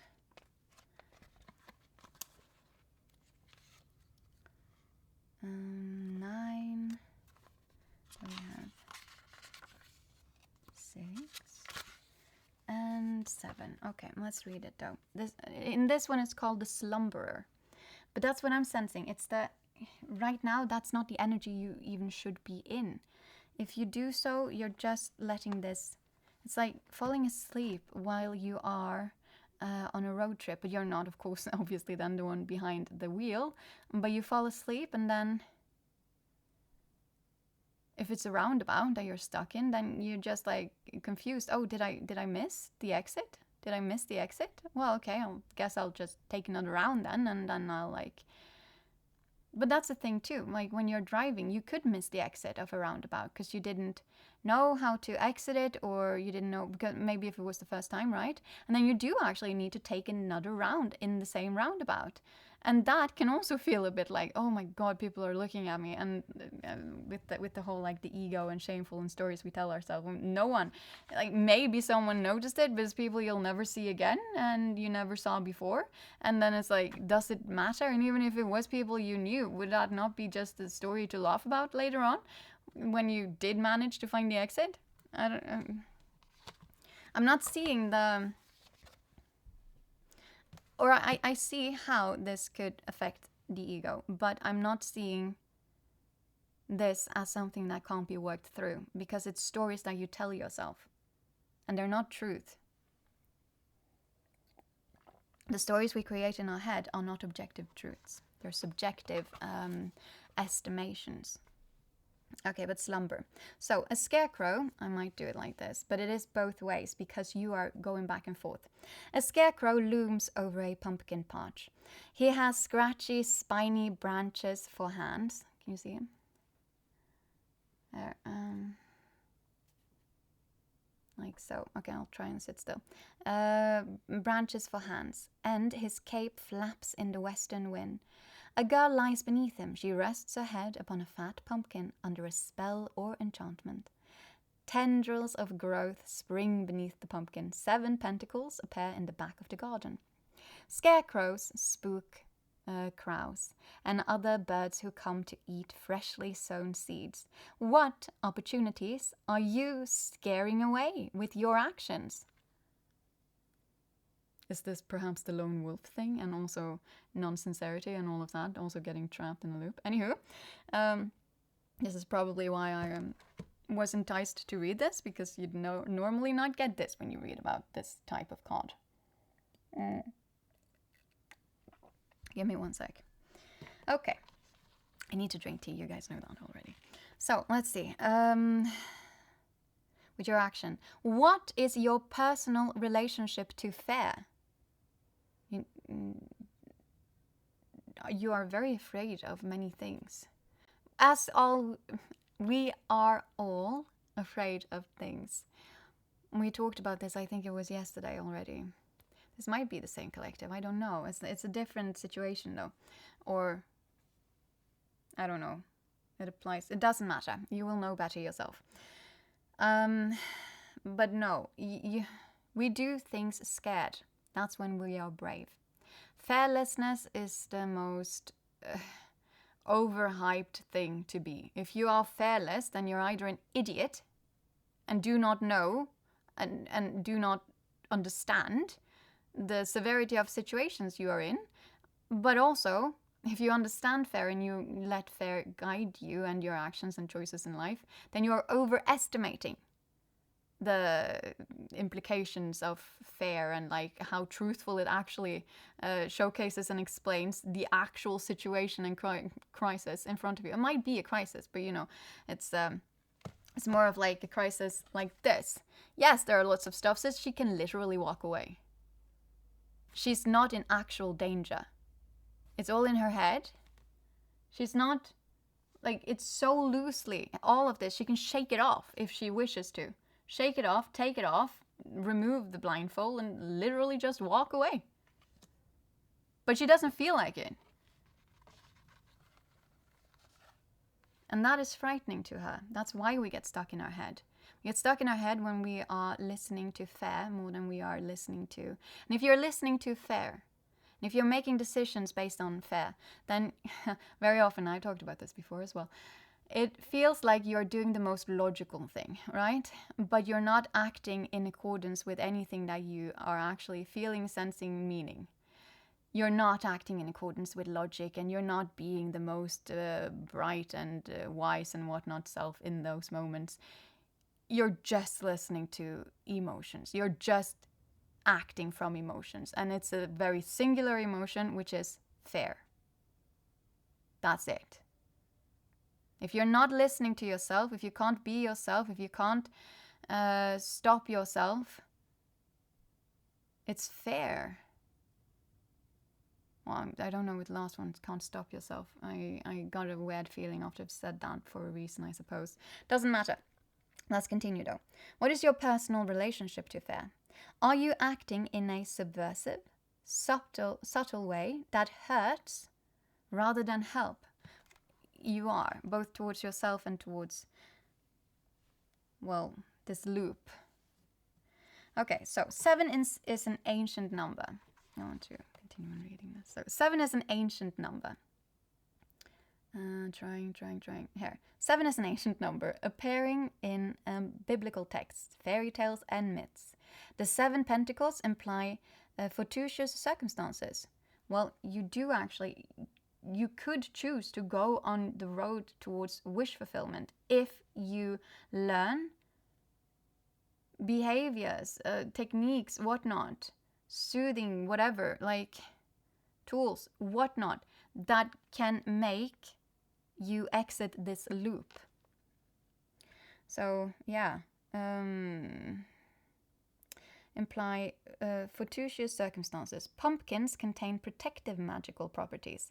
We carve them with ghoulish faces and place them outside our homes at Halloween to scare away haunting spirits. Know that you are protected. The girl is safe in her slumber. Is the entire picture a lucid dream of her own conjuring? Well, it's all in your head. All these things that you are all the things that you are allowing to stop you from exiting this roundabout that keeps hitting you in the face with an ever-growing branch. It's all in your head. There is nothing else stopping you. It's all in your head. And those things are, again, unlovable. Fear that you might get hurt if you were to ever actually love someone. And then you also have that, are you afraid of loving someone because you could get hurt? Yes. And then you're also seeking perfection before you can get lovable and before you can love anyone else. They have to be perfect too. You can never get hurt by these people because you've checked. They are perfect. And you will never hurt them either because you've checked. You are perfect. It's never gonna happen. Never. And you wouldn't want it if it was to ever happen. You want a human being because otherwise you will still not ever be able to be yourself. The only thing that is perfect is a mask that you're wearing, and it'll be like chameleon perfect, and you will never feel seen and you will never feel loved because you are not. And it starts with you loving yourself, truthfully feeling, you deserve love, you deserve more. You are not unlovable. No matter what your history made your ego think. Like, I'm not talking down on ego. Egos are good. We need egos. Like, we all have egos. It's the story. It's part of our identities. There's nothing wrong with it. It's just we can't get too attached to stories because they're just that. They are stories. They're not objective truths. They will never be. But they do, of course, showcase what we have experienced or what we wish to experience. They're based on things, these stories, but that does not mean they are objective truths. Okay, so again, it landed like this. So I will read both the upright and the upside down version. So upright, meaning results are seen, things move rapidly according to plan. Stop and reassess, reconsider the final goal. Rest is needed. Your head clears upon waking. And then shadow. Are you using sleep as an escape, lying around listlessly? Do you use medical issues purposefully to retreat from life and gain attention? If so, wake up from the dream. Rouse yourself. Now take heed of these things. But what I'm really sensing is, are you avoiding right now? Yes, you are, by the way. And you know that. For this right collective, you know this. I just want to... Once more. Let's just see if anything more wants to drop. Oh, yeah, it was. Oh, Four of Pentacles. Upright. No, upside down. You need to stop holding so hard onto these, because this landed straight on top of all of the things that I was talking about, like, oh no, I need to be perfect, they need to be perfect, I am unlovable unless I am perfect, they too also, and I don't want to get hurt, and so I will never love anyone. You need to let go. This is holding on and never being able to gain anything more than what you've already been holding on to. Four of Pentacles, you're so afraid of losing what you have, you will never gain anything more. But what you have is hurting you. What you have is this roundabout with the branch in your face. You're already getting hurt. It's just that you're not truthfully loving the people that you keep on getting hurt with, and then you're still calling it love, and I'm getting hurt in love, but where's the love? This isn't love. You didn't choose the roundabout of love. You chose the roundabout of karmic cycle and pain I did not wish to look at, and so I'll just remain here in this shadow aspect of my roundabout. Shadows are not bad either, but this is something that you need to look at and actually exit. Don't hold so tight. Branches here as well as a tree. But don't hold so tight to what you know, when what you know, firstly, isn't objectively true, because it never is. There's always more to the story. There's always more to life. There's always more to experience. There's always more that can expand and broaden our views and our experiences. In love, yes, but in life in general, or any, but life in general. But you will never see it and you will never experience it if you cannot let go of this story that your ego keeps on telling you. And it also the only reason you keep on being stuck. There is only one way only one reason that you never, ever reach your goals, reach your wish fulfillments. That reason is you. That reason is you choosing to continuously be stuck. This is a choice. You can exit the roundabout. You can exit the karmic cycle. But your choice, well, right now it is, I hope this just solves itself. But that is also a choice. If your choice is to lay down and sleep and hope things just figure themselves out or disappear, then maybe in some instances it will, but it will never be in a way where you break the loop that you're caught in, because only you can break your own loops, because again, it has nothing to do with anyone other than yourself. It is your loops, just like a trigger is your own trigger. And so you will react to something that other people would never have reacted to. Now, this loop, I'm not saying is easy to break out of. And perhaps for other people, it would have been. But then they also wouldn't be as caught in it as you are.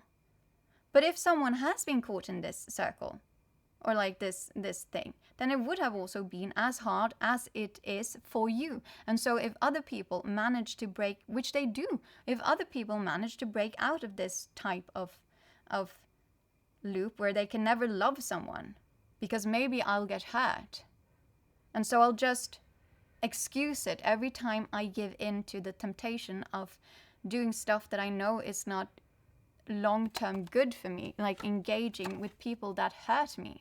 And then I hurt in turn.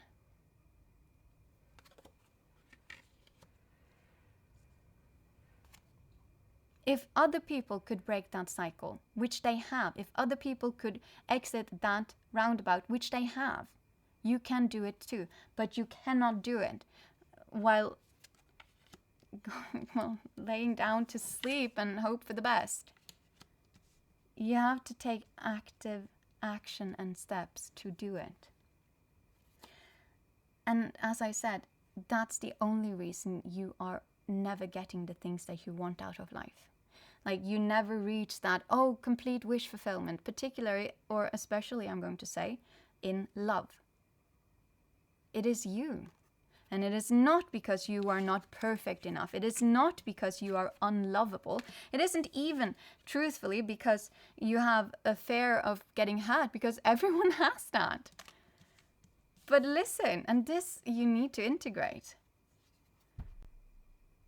If you truthfully love someone, you hand them the possibility of hurting you, and they will do the same for you. Like, they'll hand over the possibility, the keys, the whatnot, for you to hurt them. However, if they choose to do so, then that's not a very loving act. And so what we do then is that, perhaps not right away, perhaps we give chances, perhaps whatnot, but we remain, rather, what remains our North Star is the fact that we are lovable. We deserve love, and we enjoy giving love. And so if we get hurt in love, then that's just something that happens. It's just a little bit of emotional pain. We process it, then we move on. And then we follow our Northern Star, which is our own self-love. We deserve it, right? Yes, you might get hurt. So what? It is way better to have loved than to have never known love at all. Love and hurt, I don't know, I can't remember this. It's, I think it's Shakespeare. Doesn't matter. That's truth though. But nothing is compartmentalized. So if this is like something that you do certain places, this might very well bleed over. Because this is self-sabotaging. This is standing still. But it's just because of stories and thoughts in your head. It's based on nothing. If you were to take off the blindfold and actually look around, you're not in danger at all. You can walk away and walk towards what you want to have and not... Okay, I'm gonna showcase this actually. We have choices in life, and that choice is this. This is maybe perhaps the most prominent choice you'll have in life. When you take off your blindfold, right? And you look around and you're like, oh wow, wait, look at that. I can move around as I please. That's nice. That's nice. What you can either do then is you can walk away, keep on running away and like being like, I'm going to avoid all of this. I'm gonna avoid, now that I'm walking around and I'm like doing stuff this, I am never, ever, ever, ever, ever going to be approaching someone who might hurt me or like, you know, whatever. So we're gonna put this there instead, because this is like, getting hurt in love, right? I am avoiding that. You could do that. Or you could focus on what it is that you want instead in life, in love, in all of that. Because the thing is, what you focus on, no matter if it is this that you're trying to walk away from and avoid, or if it is this that you're trying to walk towards and like, you know, move in alignment with, you get what you focus on. Focus on this and you'll get this. Focus on this and you'll get this. Because you will align yourself with this. And yes, you might be able to avoid this thing, perhaps, but you're avoiding it by this solution. Oh, I shall never love then. That's smart, wise. Great solution. I shall never get hurt in love because I shall never love. Ha! Genius. Or you could be like, okay, this is what love looks like, feels like, and is, actually. Maybe if you haven't experienced it, you'll be like, I've never actually experienced it. That's okay. I'm a human. I've only experienced what I've experienced. However, I am looking into this thing. I'm learning about love, because you wouldn't just know about love. Why would you? None of us does. We look at Disney movies. We look at other Hollywood movies, and lots of it is actually drama loops. You know, it's not real. And that's okay, because it makes for great stories. However, you can't really live through it. You can't really live with it. Like, most of life is mundane, and that's okay. You choose the mundane that fits you. But anywho, it's like a grind, right? But it's not. You're not supposed to be on the grind constantly. That's usually not good for a nervous system. But you get my point. Ow, I'm hurting myself. That was my branch, probably. Ugh. Anywho, so you can do that, or you can focus on this, because then you will be, aligning yourself with this, and then you'll find a different way, because this that you were walking away from, you were also aligning yourself with that energy by figuring out how to keep on avoiding it. No love. I shan't love. Perfect. Genius. Well, what you actually want is love. You'd like to feel like that unconditional love, and your wish fulfillment would be like a loving relationship or like whatever.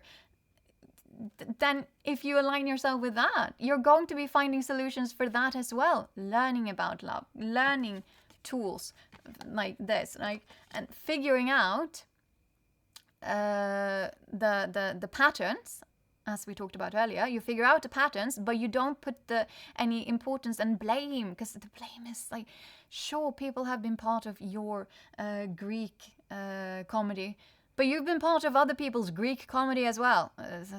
Great saying, by the way. I just made it, so you're welcome. I think there's something that is somewhat the same. But a Greek comedy isn't actually a comedy. Oh, spoiler.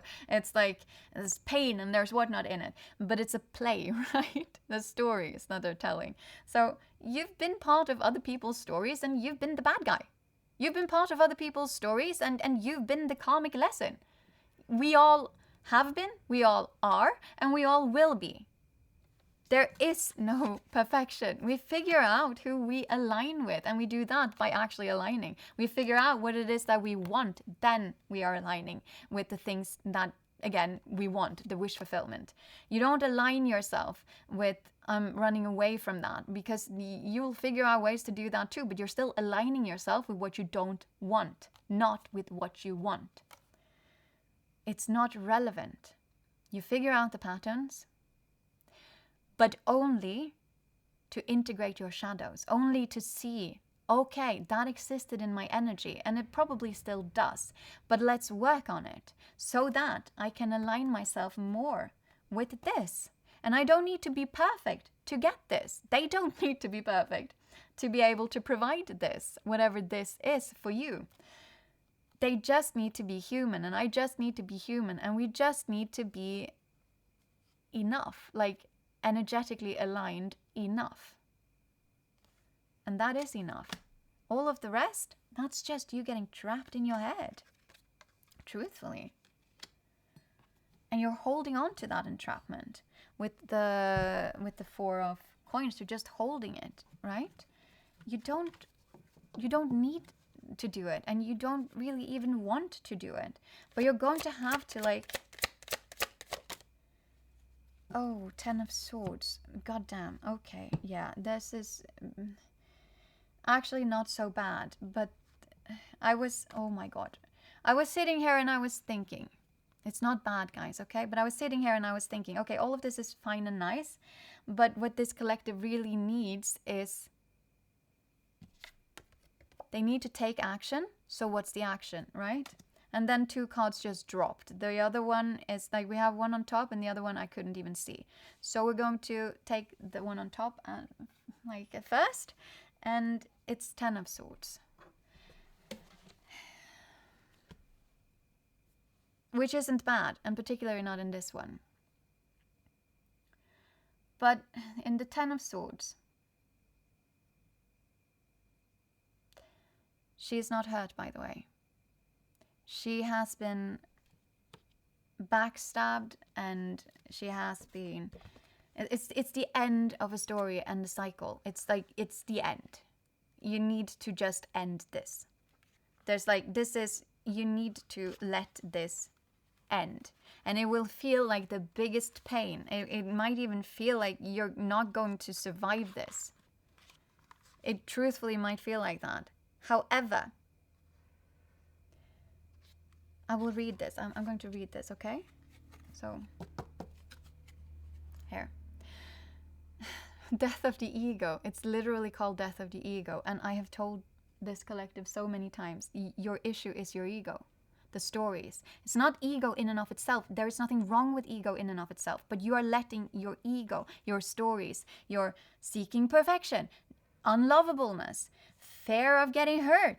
I am just going to solve that by never, ever, ever loving, actually. That sounds smart. But then I also have this incredible wish for having love in my life. Truthful, unconditional love. I'm going to say that, unconditional love, because that's the only real love you're ever going to get. If it's not unconditional, it's transactional. Okay. And for some, that is what they want. That is what they need. That's what they crave. And that's okay. But it's not the case for this collective. So, this is what you need to do. Death of the ego. The woman's body drapes across razor-sharp rocks. Her body is stuck with 10 swords. Her right hand reaches out. Her left hand grasps a sword. Yet, no blood spills down her arm. She has finished the story on her own terms. The ego is destroyed. The dark night of the soul has ended. Oh God, you're also trapped in a dark night of the soul. That's also part of the entrapment here then. It's not ending until you end it on your own terms. But on your own terms is the thing that we talked about, right? Earlier on, just rewatch.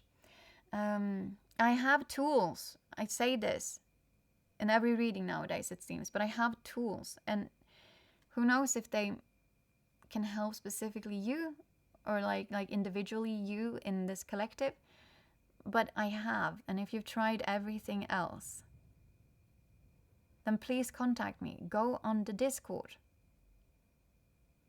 I try to help as much as I can. That's why I have these long readings. That's why I do create these tools, and that's why I also work with my own, but also you guys as the shadows. And it's never to shame you. I never work via shaming. And if you work with yourself via shaming, I will tell you to stop. Because it's just as I'm doing right now. Because it's not helpful. But let's continue. You are lovable. Okay? Damn it. Okay. The ego is destroyed. The dark night of the soul has ended. And a new day begins. Yeah, that's actually here. But it's the same thing that it's saying here. Like, for right now, you have the option of exiting or continuing one more round, at least, in this roundabout. But if you exit, that's a new day. That's a new day dawning. And I've been talking about that too for like a week or something, or longer. Like, we don't want to ride off into the sunset. That's romantic and whatnot, and it makes sense in like a storytelling perspective on a movie, or like in a movie or whatever. But what we want is to ride into the sunrise for a new day and a new adventure, you know? Things are starting. But when things end, of course, there's the dark. Oh God, it's like you're trapped in the darkness of the night, and you can decide now what your new dawn will have, when it will bring with it. Is it the same, or is it a new story? But you can end this, and you can end this on your terms. But you have to take action to do it. Anywho, so the 10 of Swords appears when your situation right now, in this karmic loop. When a situation has reached its conclusion. Once again, like, will you take a new round in this roundabout, or will you exit it? But this circle, this round, that is ending now. That is reaching its conclusion. A lesson has been learned. That's what you need to decide. Have you? Have you learned this lesson? Or do you need to take another round in this roundabout to get hit in the face by the same branch once more, to learn the lesson that there is a branch in this roundabout that will hit you in the face every time that you are driving around in this roundabout? Do you need to do it once more? You can say yes. Only you will know. But also, only your actions will show. Your choice. So, a thought pattern is eradicated, isn't? Can you eradicate this way of thinking? And act differently because of it? This is what you need to do. This is the advice for this collective. The sense of self that was once defined by the mind no longer exists. Don't let it exist anymore. It is the death card. And so you also get like the number 30. This is like a mini death card. You're so lucky. It's the most painful gift. You have the option of a revolution. Revolutionize what love is to you. Which it would be, because right now, you're not at all going to get what it is that you are actually wishing for. Your wish fulfillment won't happen until you learn to behave differently. We talked about it. Rewind.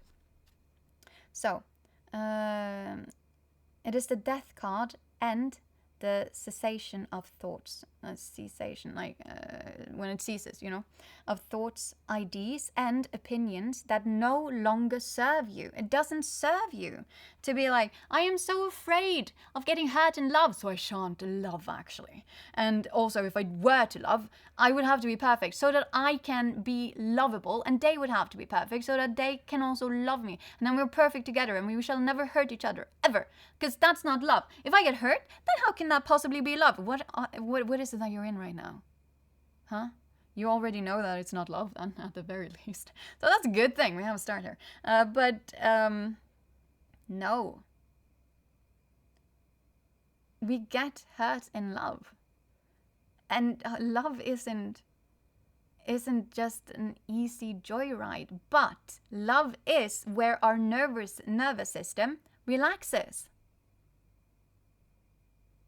Love is when people try to truthfully understand and accept all of us. Not just try, they do it. And we do the same to others. That's love. There's more to it as well, but it doesn't happen in the realm of perfection. Neither the act of loving someone, of being loved, or us, being lovable. There is no perfection in it. And if you are finding perfection, it's a goddamn statue. It's like a Medusa statue thing. And it has nothing to do with the Medusa story or anything. It's just like, you're getting something stone cold if it is perfect. Okay? There's no actual life to it. Let me ask you this. Actually, it's a rhetorical question, so I'm not even going to ask you. I'm just going to tell you this. On a stage, during like a play or something, if a child runs up or an animal up on that stage, not planned at all whatsoever, but if either of those run up on stage, all eyes will be on them because they have life, true life. It's not rehearsed. It is not dress rehearsed. It is not put on their character and now we're going out there and we're doing the thing that we planned to do, and everyone is there for the play, but what gets the attention is the one that is alive, and they are not perfect. And also, they got to experience something new and cool by not being perfect and following some impulses. Yeah, they might have crashed an entire play and whatnot, but did they not bring some good laughter and really sweet stories with them as well? Yes, they did. So stop seeking perfection and start seeking life. You don't want perfect, you want life. That's where you'll find happiness. That's where you'll find your wishes.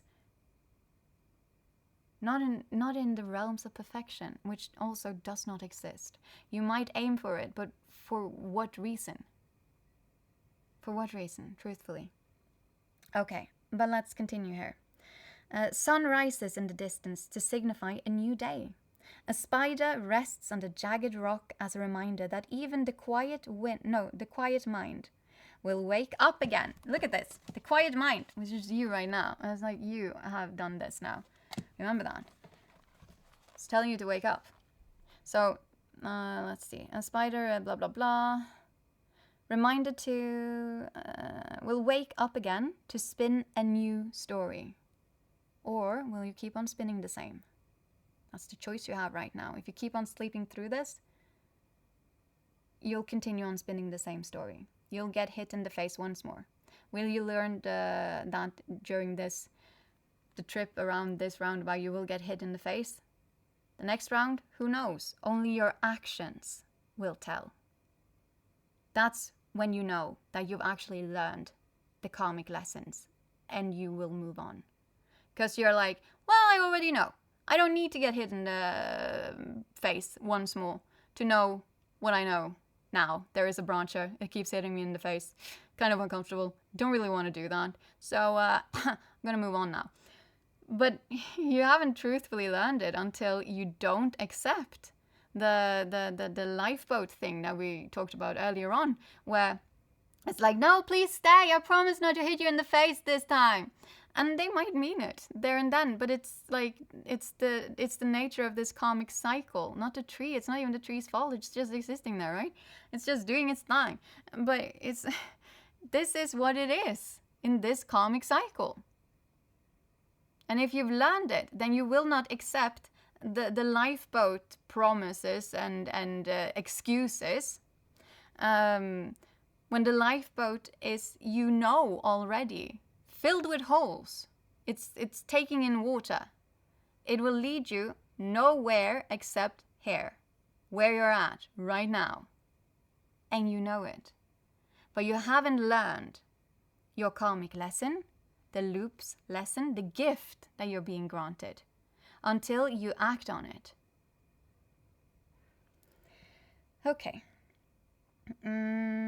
Let's see though. This card is a reminder to make your new thoughts count. I'm going to say to make every thought count. Because your thoughts right now are not very good. Right now they're trapping you because you're in the unlovable, seeking perfection from myself and everyone around me. And, just in case I'll get hurt in love, I'll never love. Make your thoughts count. Don't focus on the thing that you're running away from. Focus on what you want to align yourself with. What you're walking towards. Otherwise, you just keep on being aligned to what it is that you didn't want. We talked about it. Okay. Release and expel what is dead and gone, while creating space for expansion and vastness of the mind. So, you got it up, right? Meaning, this cycle has ended. Again, this is what you need to do. This is the advice. This is the advice. And again, it landed on top of all the things that I talked about, like the stories, the ego, the whatnot. This cycle, or rather, the cycle has ended. Destructive thoughts and patterns no longer hold you hostage. They wouldn't if you acted in a way that was against whatever it is that your hostaging thoughts are hostaging you into not doing. You need to act differently than what they want you to do. The thoughts, I mean, that hold you hostage. Everything you clung to in order to define yourself, even the dark, negative things, is gone as this cycle completes. Now will be your reward. Because you'll be acting completely in disregard of those. And because of that, you're also going to find proof of them not being the objective truth that your ego has made them out to be, because they are not. And your experiences have let you experience up until now, but it's the same roundabout with the same tree branch. Yeah, is gone as the cycle completes. This death, above all others, lead to the new emergence of your soul, possibilities, and a new narrative, which is so gorgeous. This is your advice. Do you know what you got as the hidden card? I haven't shown it to you because this is also wish fulfillment. This is 9 of Pentacles. This is not just emotional wish fulfillment. This is literally getting everything that you desire, everything that you've ever worked for, but you're getting it on your terms. This is abundance. This is this turned around. But it's way more in the physical. It's not just emotionally you're going to, but you're getting this too. I've mentioned it several times for a reason. But it's not just the emotional abundance. It's not just, oh, extreme emotional fulfillment. You're getting extreme abundance fulfillment.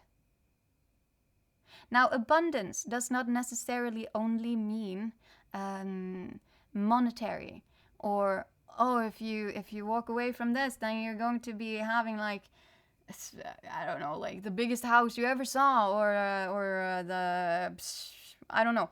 It doesn't matter. Abundance is, well, this is also leading up towards your legacy, because this is number 9, and after this you'd be getting number 10 if you keep on.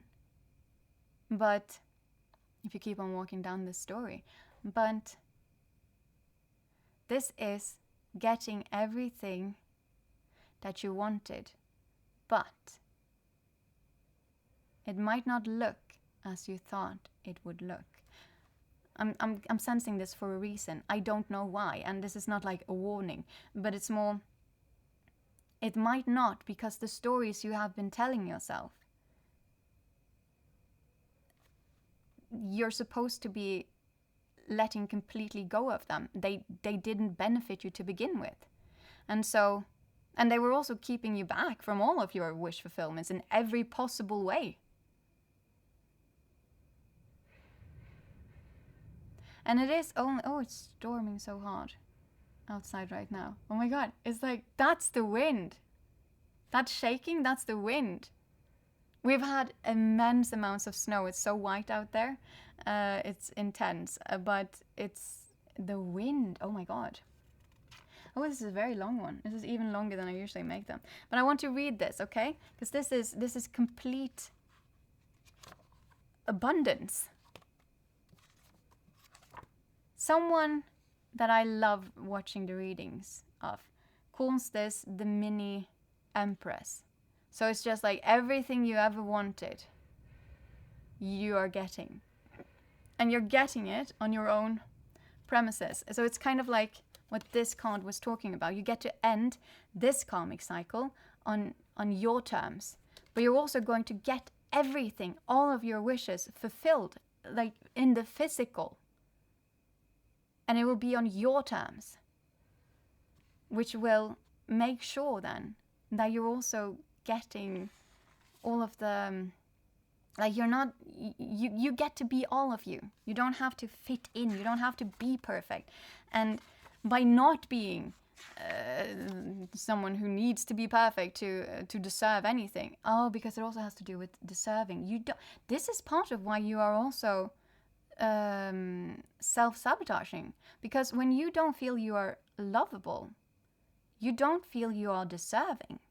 And if you're not deserving, well, you've definitely not aligned yourself with the energy of being able to get your wishes fulfilled, because you don't feel like you deserve them. You're walking away from all of that. Okay, so you got it like this. I'm going to read it to you. 9 of Pentacles, Secret Garden. The dark fairy who was born from the shadows. This is you doing the shadow work by ending the cycle. Who was born from the shadows of the dark wood stands in her secret garden. It is her innermost sacrum, a place no one has ever seen but her. That's the thing I want to say again, because I've said it in different readings.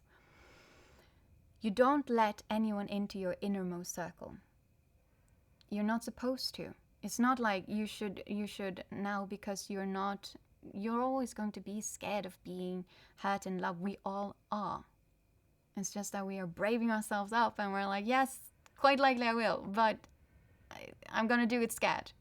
I'll keep on walking scared. I don't have to be fearless, because then I am not an idiot, you know? I actually know that it's the only sane thing to be in many circumstances. And yet, it's the most insane thing to let it stop me. And so I'll be brave instead. and I will face my fear. Anywho, so 9 pentacles blossom in her grapevines. A snail creeps near her foot. She casts her eyes to the side as if something or someone has caught her attention. And again, you'll only let whom you feel, I want to say deserve it, but it's the nervous system. How do they make you feel? Do they activate your nervous system? Or are you triggered? That's also a difference here. Because if you're triggered, you should look at the trigger first, because that might just be some shadow aspect to work on yourself. And in love, you're going to face many of them. Otherwise, both you and the relationship is going to stagnate and keep on going in the loops of those shadows that you and whomever it is that you couple up with then do not face, but just sweep under the carpet. And then it turns into a branch that, again, slaps you in the face. Yeah, we don't really want that. But it's like, it's the same thing. It's like caught her attention. Not the thing, whatever that she's looking towards. She doesn't have to invite them in. She can also do it so if she wants to, but she can assess, use discernment. So, the 9 of Pentacles reflects manifestation and the culmination of a wish, desire, or a goal. 9s are the number of wish fulfillment, and you got 2 in this. It's just that if you continue on, and this is your choice, but if you avoid doing anything actively, your choice is to go for another round in this roundabout, getting hit in the face once more, and not getting your wish fulfillment once more. And that's okay. As like, there's nothing wrong. You will reach this point again and again and again and again until you take action and break the cycle, exit the roundabout. But you have that option right now. You won't have it until forever. And again, this is not to scare you, because you'll come around to this point again at some later point, as we all do. But what you choose to do or not do right now really matters for your next cycle. And you need to be aware of that. You need to take accountability for what happens then in your next cycle by taking responsibility over this moment, right now. There is no judgment in that. It's just, right now, whatever you choose defines it. Okay, let's see though. Number of wish fulfillment. The fairy takes deep pleasure in manifestation for herself before sharing it with anyone else. This is the card of inherited traits and talents. Oh my God, you're going to be all that you ever wanted to. You know, like truthfully embodying everything that you are.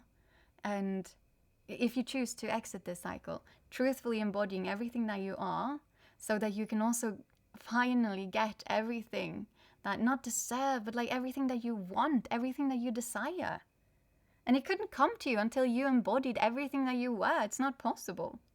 What you would be attracting is, you know, whatever you were allowing, like the amount of you that you allowed to exist and the way that you allowed yourself to exist. So if that was with plenty of masks and masking up yourself and not really being able to be yourself or embody yourself in all aspects, then you're also going to be attracting people that resonate with that.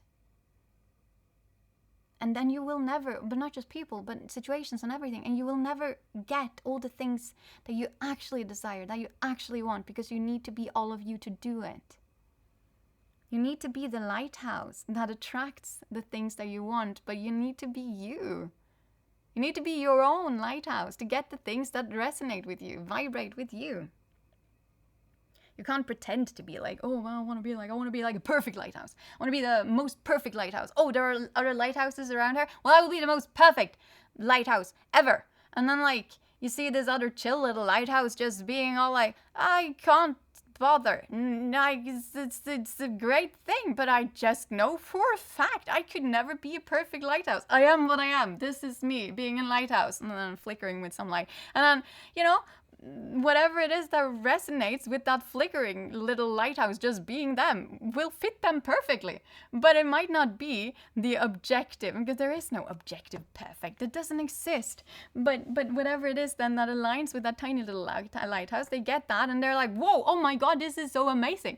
But then you being all like, I'm a perfect lighthouse, so only attract the most perfect of the perfect stuffs. You wouldn't know what the most perfect of the perfect stuffs are, because what would perfectly align with you would be the things that perfectly fits you as basically almost a puzzle piece. It's not truthfully though, but almost as a puzzle piece when you are all of yourself. And it can only happen then and as that. But okay, so deep pleasure in manifestation for itself. Yeah. So that also means the stuff that you get wouldn't be aligning with you truthfully, and so you will also feel it, because you will get it and you'll be like, oh, but externally this looks so perfect. You know, like the stone thing that we were talking about. This looks so perfect, and yet I don't feel fulfilled. You wouldn't. You were portraying something that wasn't you, because you hoped that by portraying that you could finally be worthy of attracting stuff for your lighthouse, to you, to yourself. You would finally be worthy and lovable enough to do so. But it's just a lie. Okay, but let's continue. So, and this is the card of inherent blah, blah, blah. It is being happy with the self and taking refuge in quality time alone. Okay, yes. And appreciating the finer things in life. It is knowing who you are, and you are part of the finer things in life, and that is not perfection. But you are, and you are lovable. And you don't have to pretend. Just accept yourself. See yourself clearly, all of it. Don't hang on to any stories. Know that everything that you know about the world is only based on what you have been allowed, and allowing yourself. If you're an adult, then you're also allowing yourself. So it's also everything that you have been allowed and everything that you have allowed yourself to experience. And you've based your entire worldview on that and that alone. We all have. But if you let yourself experience something more or something different, or just being more of yourself, then you also get to experience something more, something new, something different. And that will absolutely affect all of the things that you thought you knew. And there is no greater sign of intelligence, I'm going to say that, than knowing that you don't know anything. Yeah, you know what you know, but the more knowledge you gain, and this is a fact, the more knowledge you gain, the less you feel you know. And that's healthy, because you then realize how many unanswered questions there are, how many unexperienced, like not experienced stuff is left to experience, to even be able to understand a fraction of what it is that you're trying to understand. Or like I'm talking about like with science and stuff, right? Or just knowledge in general. You can't know what you don't know, in general, of course, but you can't even know of what you don't know of or know until you start learning and broadening. Again, talking about science and, learning stuff, like schools and students, all of that. You need to let yourself experience more to understand that you don't know. And that's okay. It makes life a little bit more fun anyways. You know, it's like, there's the saying, I can't remember where I read it or heard it or whatnot, but someone said, it's actually a much more healthy library to have. Like, if you love books, right? People will be buying books if you love them. I do a lot. But if you love books, you would be buying books and then putting them in your bookshelves. And then, at some point, I realized, at least myself, I didn't have enough time to read the books. I was very proud, you see, that when people ask me, because I had a very impressive collection, and they were like, you haven't read all of this, and I proudly pushed them aside and went like, actually I have. I've read them all. What do you want me to reference? Do you want me to give you a summary? Because, ego. And then I kept on buying books, and I didn't have the time or the energy or whatnot because I was a student and I couldn't get through them. So I had suddenly books that I couldn't get to read, but I was trying still though. And it evolved into something being like, well, I've read most of them because I had. And I couldn't really let that story go because, like, I had a pride. Every book I owned, I had read, right?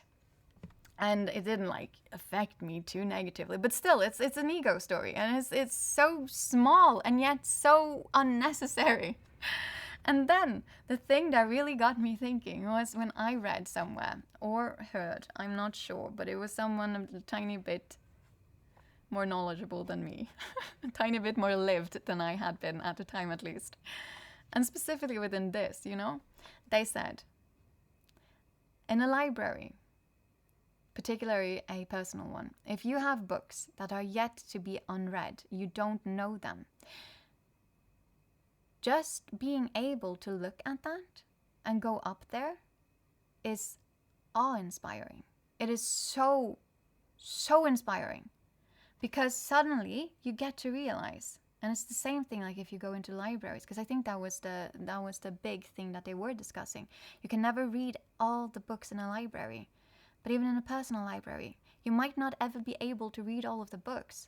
This represents all the things you don't know about the world, about some people's stories, about stuff. And that is so amazing and so magical because there's always more. And you never know. You never know. Even if you were to, like, you know, put everything that you know, everything you've experienced, you just don't know what's around the other bend, like around the next turn or bend or whatever. Like when you exit this roundabout, if you so decide to do it, but you have to do it with, like, you actively have to choose to do it. If you are to do that, you don't know what's on the other end. And so, to get through it, you do not focus on what you are walking away from. You focus on what you're walking towards. You know, all of this. The hopes, the dreams, the desires, so that you will align yourself with it and keep on walking towards it. But you don't know how your road will be looking. You can't. You've never been there. You've never done that specifically. And that is beautiful. And it's the same as with all of the books you'll never be able to read. There's so much knowledge. There's so many places. There's so much about this world you will never get to experience. You will never understand. And it also gives you a very good reason to be very curious. I'm just going to say that about other people and what they have gone through and what they have experienced. And you don't sit there and judge, and you don't sit there and you know, question it per se, like, well, I've never experienced that, so I could never experience that. For example, with love, like, I've only experienced love like this. And then someone else is like, yeah, but love is like blah, blah, blah. And that is knowledge, what's it called, like sharing or experience sharing, that in and of itself can even broaden your way of seeing the world. I don't know, for me this is very magical, but I find life to be so anyways. So, meaning, you got it up right. And as I said, this is why I didn't show it first, if you do this, rewind, you get this. Meaning, luxury and a taste for the finer things in life. Appreciating value in quality and craftsmanship. Okay, quality over quantity. But it's also about, like, what you are going to be surrounding yourself with in this abundance of yours, very physically, will be stuff that adds something qualitatively to your life. Not just, that's probably what it was. It might not look like you thought it would look. Because right now, for this then, you might be very focused on a distorted version of this. Not for everyone, but it wouldn't be unreasonable if you have lots of ego attached to it. In love, and you also had like that with the Queen of Cups upside down. But anywho, what you will allow to exist around you, like she's like actually discernment, she's using discernment, will be focused on quality. It actually matches me and my vibration, which is lovely. And here it is also talking about self-care, inherited talents and gifts, and DNA. Lineage connection, lineage connecting us to our ancestors, slow-moving energy, and fierce loyalty. I'm not going to read the shadow. I'm not going to read the shadow. On the other end of this, you get wish fulfillment if you decide to exit. And I'm not saying this will disappear if you don't decide to actively exit the karmic loop that you are caught in right now for this right collective. But I am saying you will go one more round, at least, in this loop. And you will continue on going these rounds in this karmic loop that you are caught up in until you actually learn the lesson and your actions decide if you've learned it or not. What you choose to actively do. Do you choose to actively remain in this? But this could just be like ignore, ignore, ignore. I know, but I ignore, ignore, ignore. Hopefully it'll solve itself. I can see it, I know, I can feel, but I ignore, ignore, ignore, and I don't take action. Only when you decide to actively break this cycle will you get this. And this is also, it said it on your terms. This cycle is not... This cycle will not just break at some point. You can close your eyes and hope for the best, but this cycle is never going to just dissipate from your life. Again, as I've mentioned many times before, this might be with one specific person, or it might just be a loop that you get with many people. So same story, different meat suit. You will know what resonates there, the right collective. You will know precisely what it is for a cycle that keeps on hurting you. And you keep on excusing why you give into it. But your action... I was talking about learning tools and whatnot so that when your excuses come up or these sort of people come around and you start behaving like this and stuff like that as well. I was talking about learning coping skills and whatnot to work with that and work on it. And that might definitely, because everything I say, be part of it. But literally what this is saying is end it. And end it on your terms. Because it's not ending on its own. It will feel like it's a mini death. And yet you will not actually unalive yourself. And you'll get your wishes fulfilled. All of them. But not until you break the cycle. And you do it by making active choices and taking directed actions. This has been a very long one. But it's been a long one for a reason.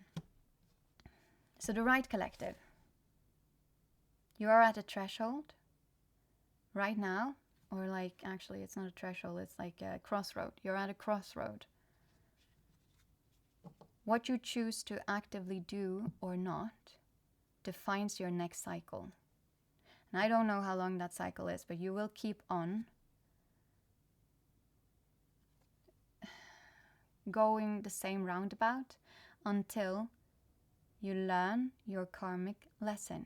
And you will not have actually learned your karmic lesson until you start acting differently, until you break this karmic cycle by exiting.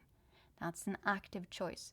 You can't just hope that the car that is in, that you're driving in the roundabout, that it's just going to exit the roundabout suddenly and magically on its own. You have to steer the wheel. I don't have a driver's license. Even I know this. You have to steer the wheel and actually drive it towards where it is that the exit is, if you wish to exit. And in this roundabout, there is only one entrance and one exit. Well, I mean, like, it's because you need to go through the entire roundabout. So it's a really bad roundabout, but that's how karmic loops work. Anywho, I'm here only for advice. You get to choose what is right for you, this collective, but hopefully it gave you something. And no matter what you choose to do, just know that you are lovable. That's like the main thing for me. Like the main thing I want you to take away from here is you are lovable. Don't seek out someone who is perfect. Don't try to be perfect yourself. And guess what? In love, we get hurt and we all survive and we also work through it. Don't seek perfection. Seek human. Be human. Okay, that's it. I will now continue on with Stuffs, and so will probably you. Drop a comment, a like, a follow, all of that. Like, mix yourself with my energy so that I can pick you guys up more easily. It's just how this whole energy collective thing works. So, you know, if you feel called to it. And I will see you next time. Mwah.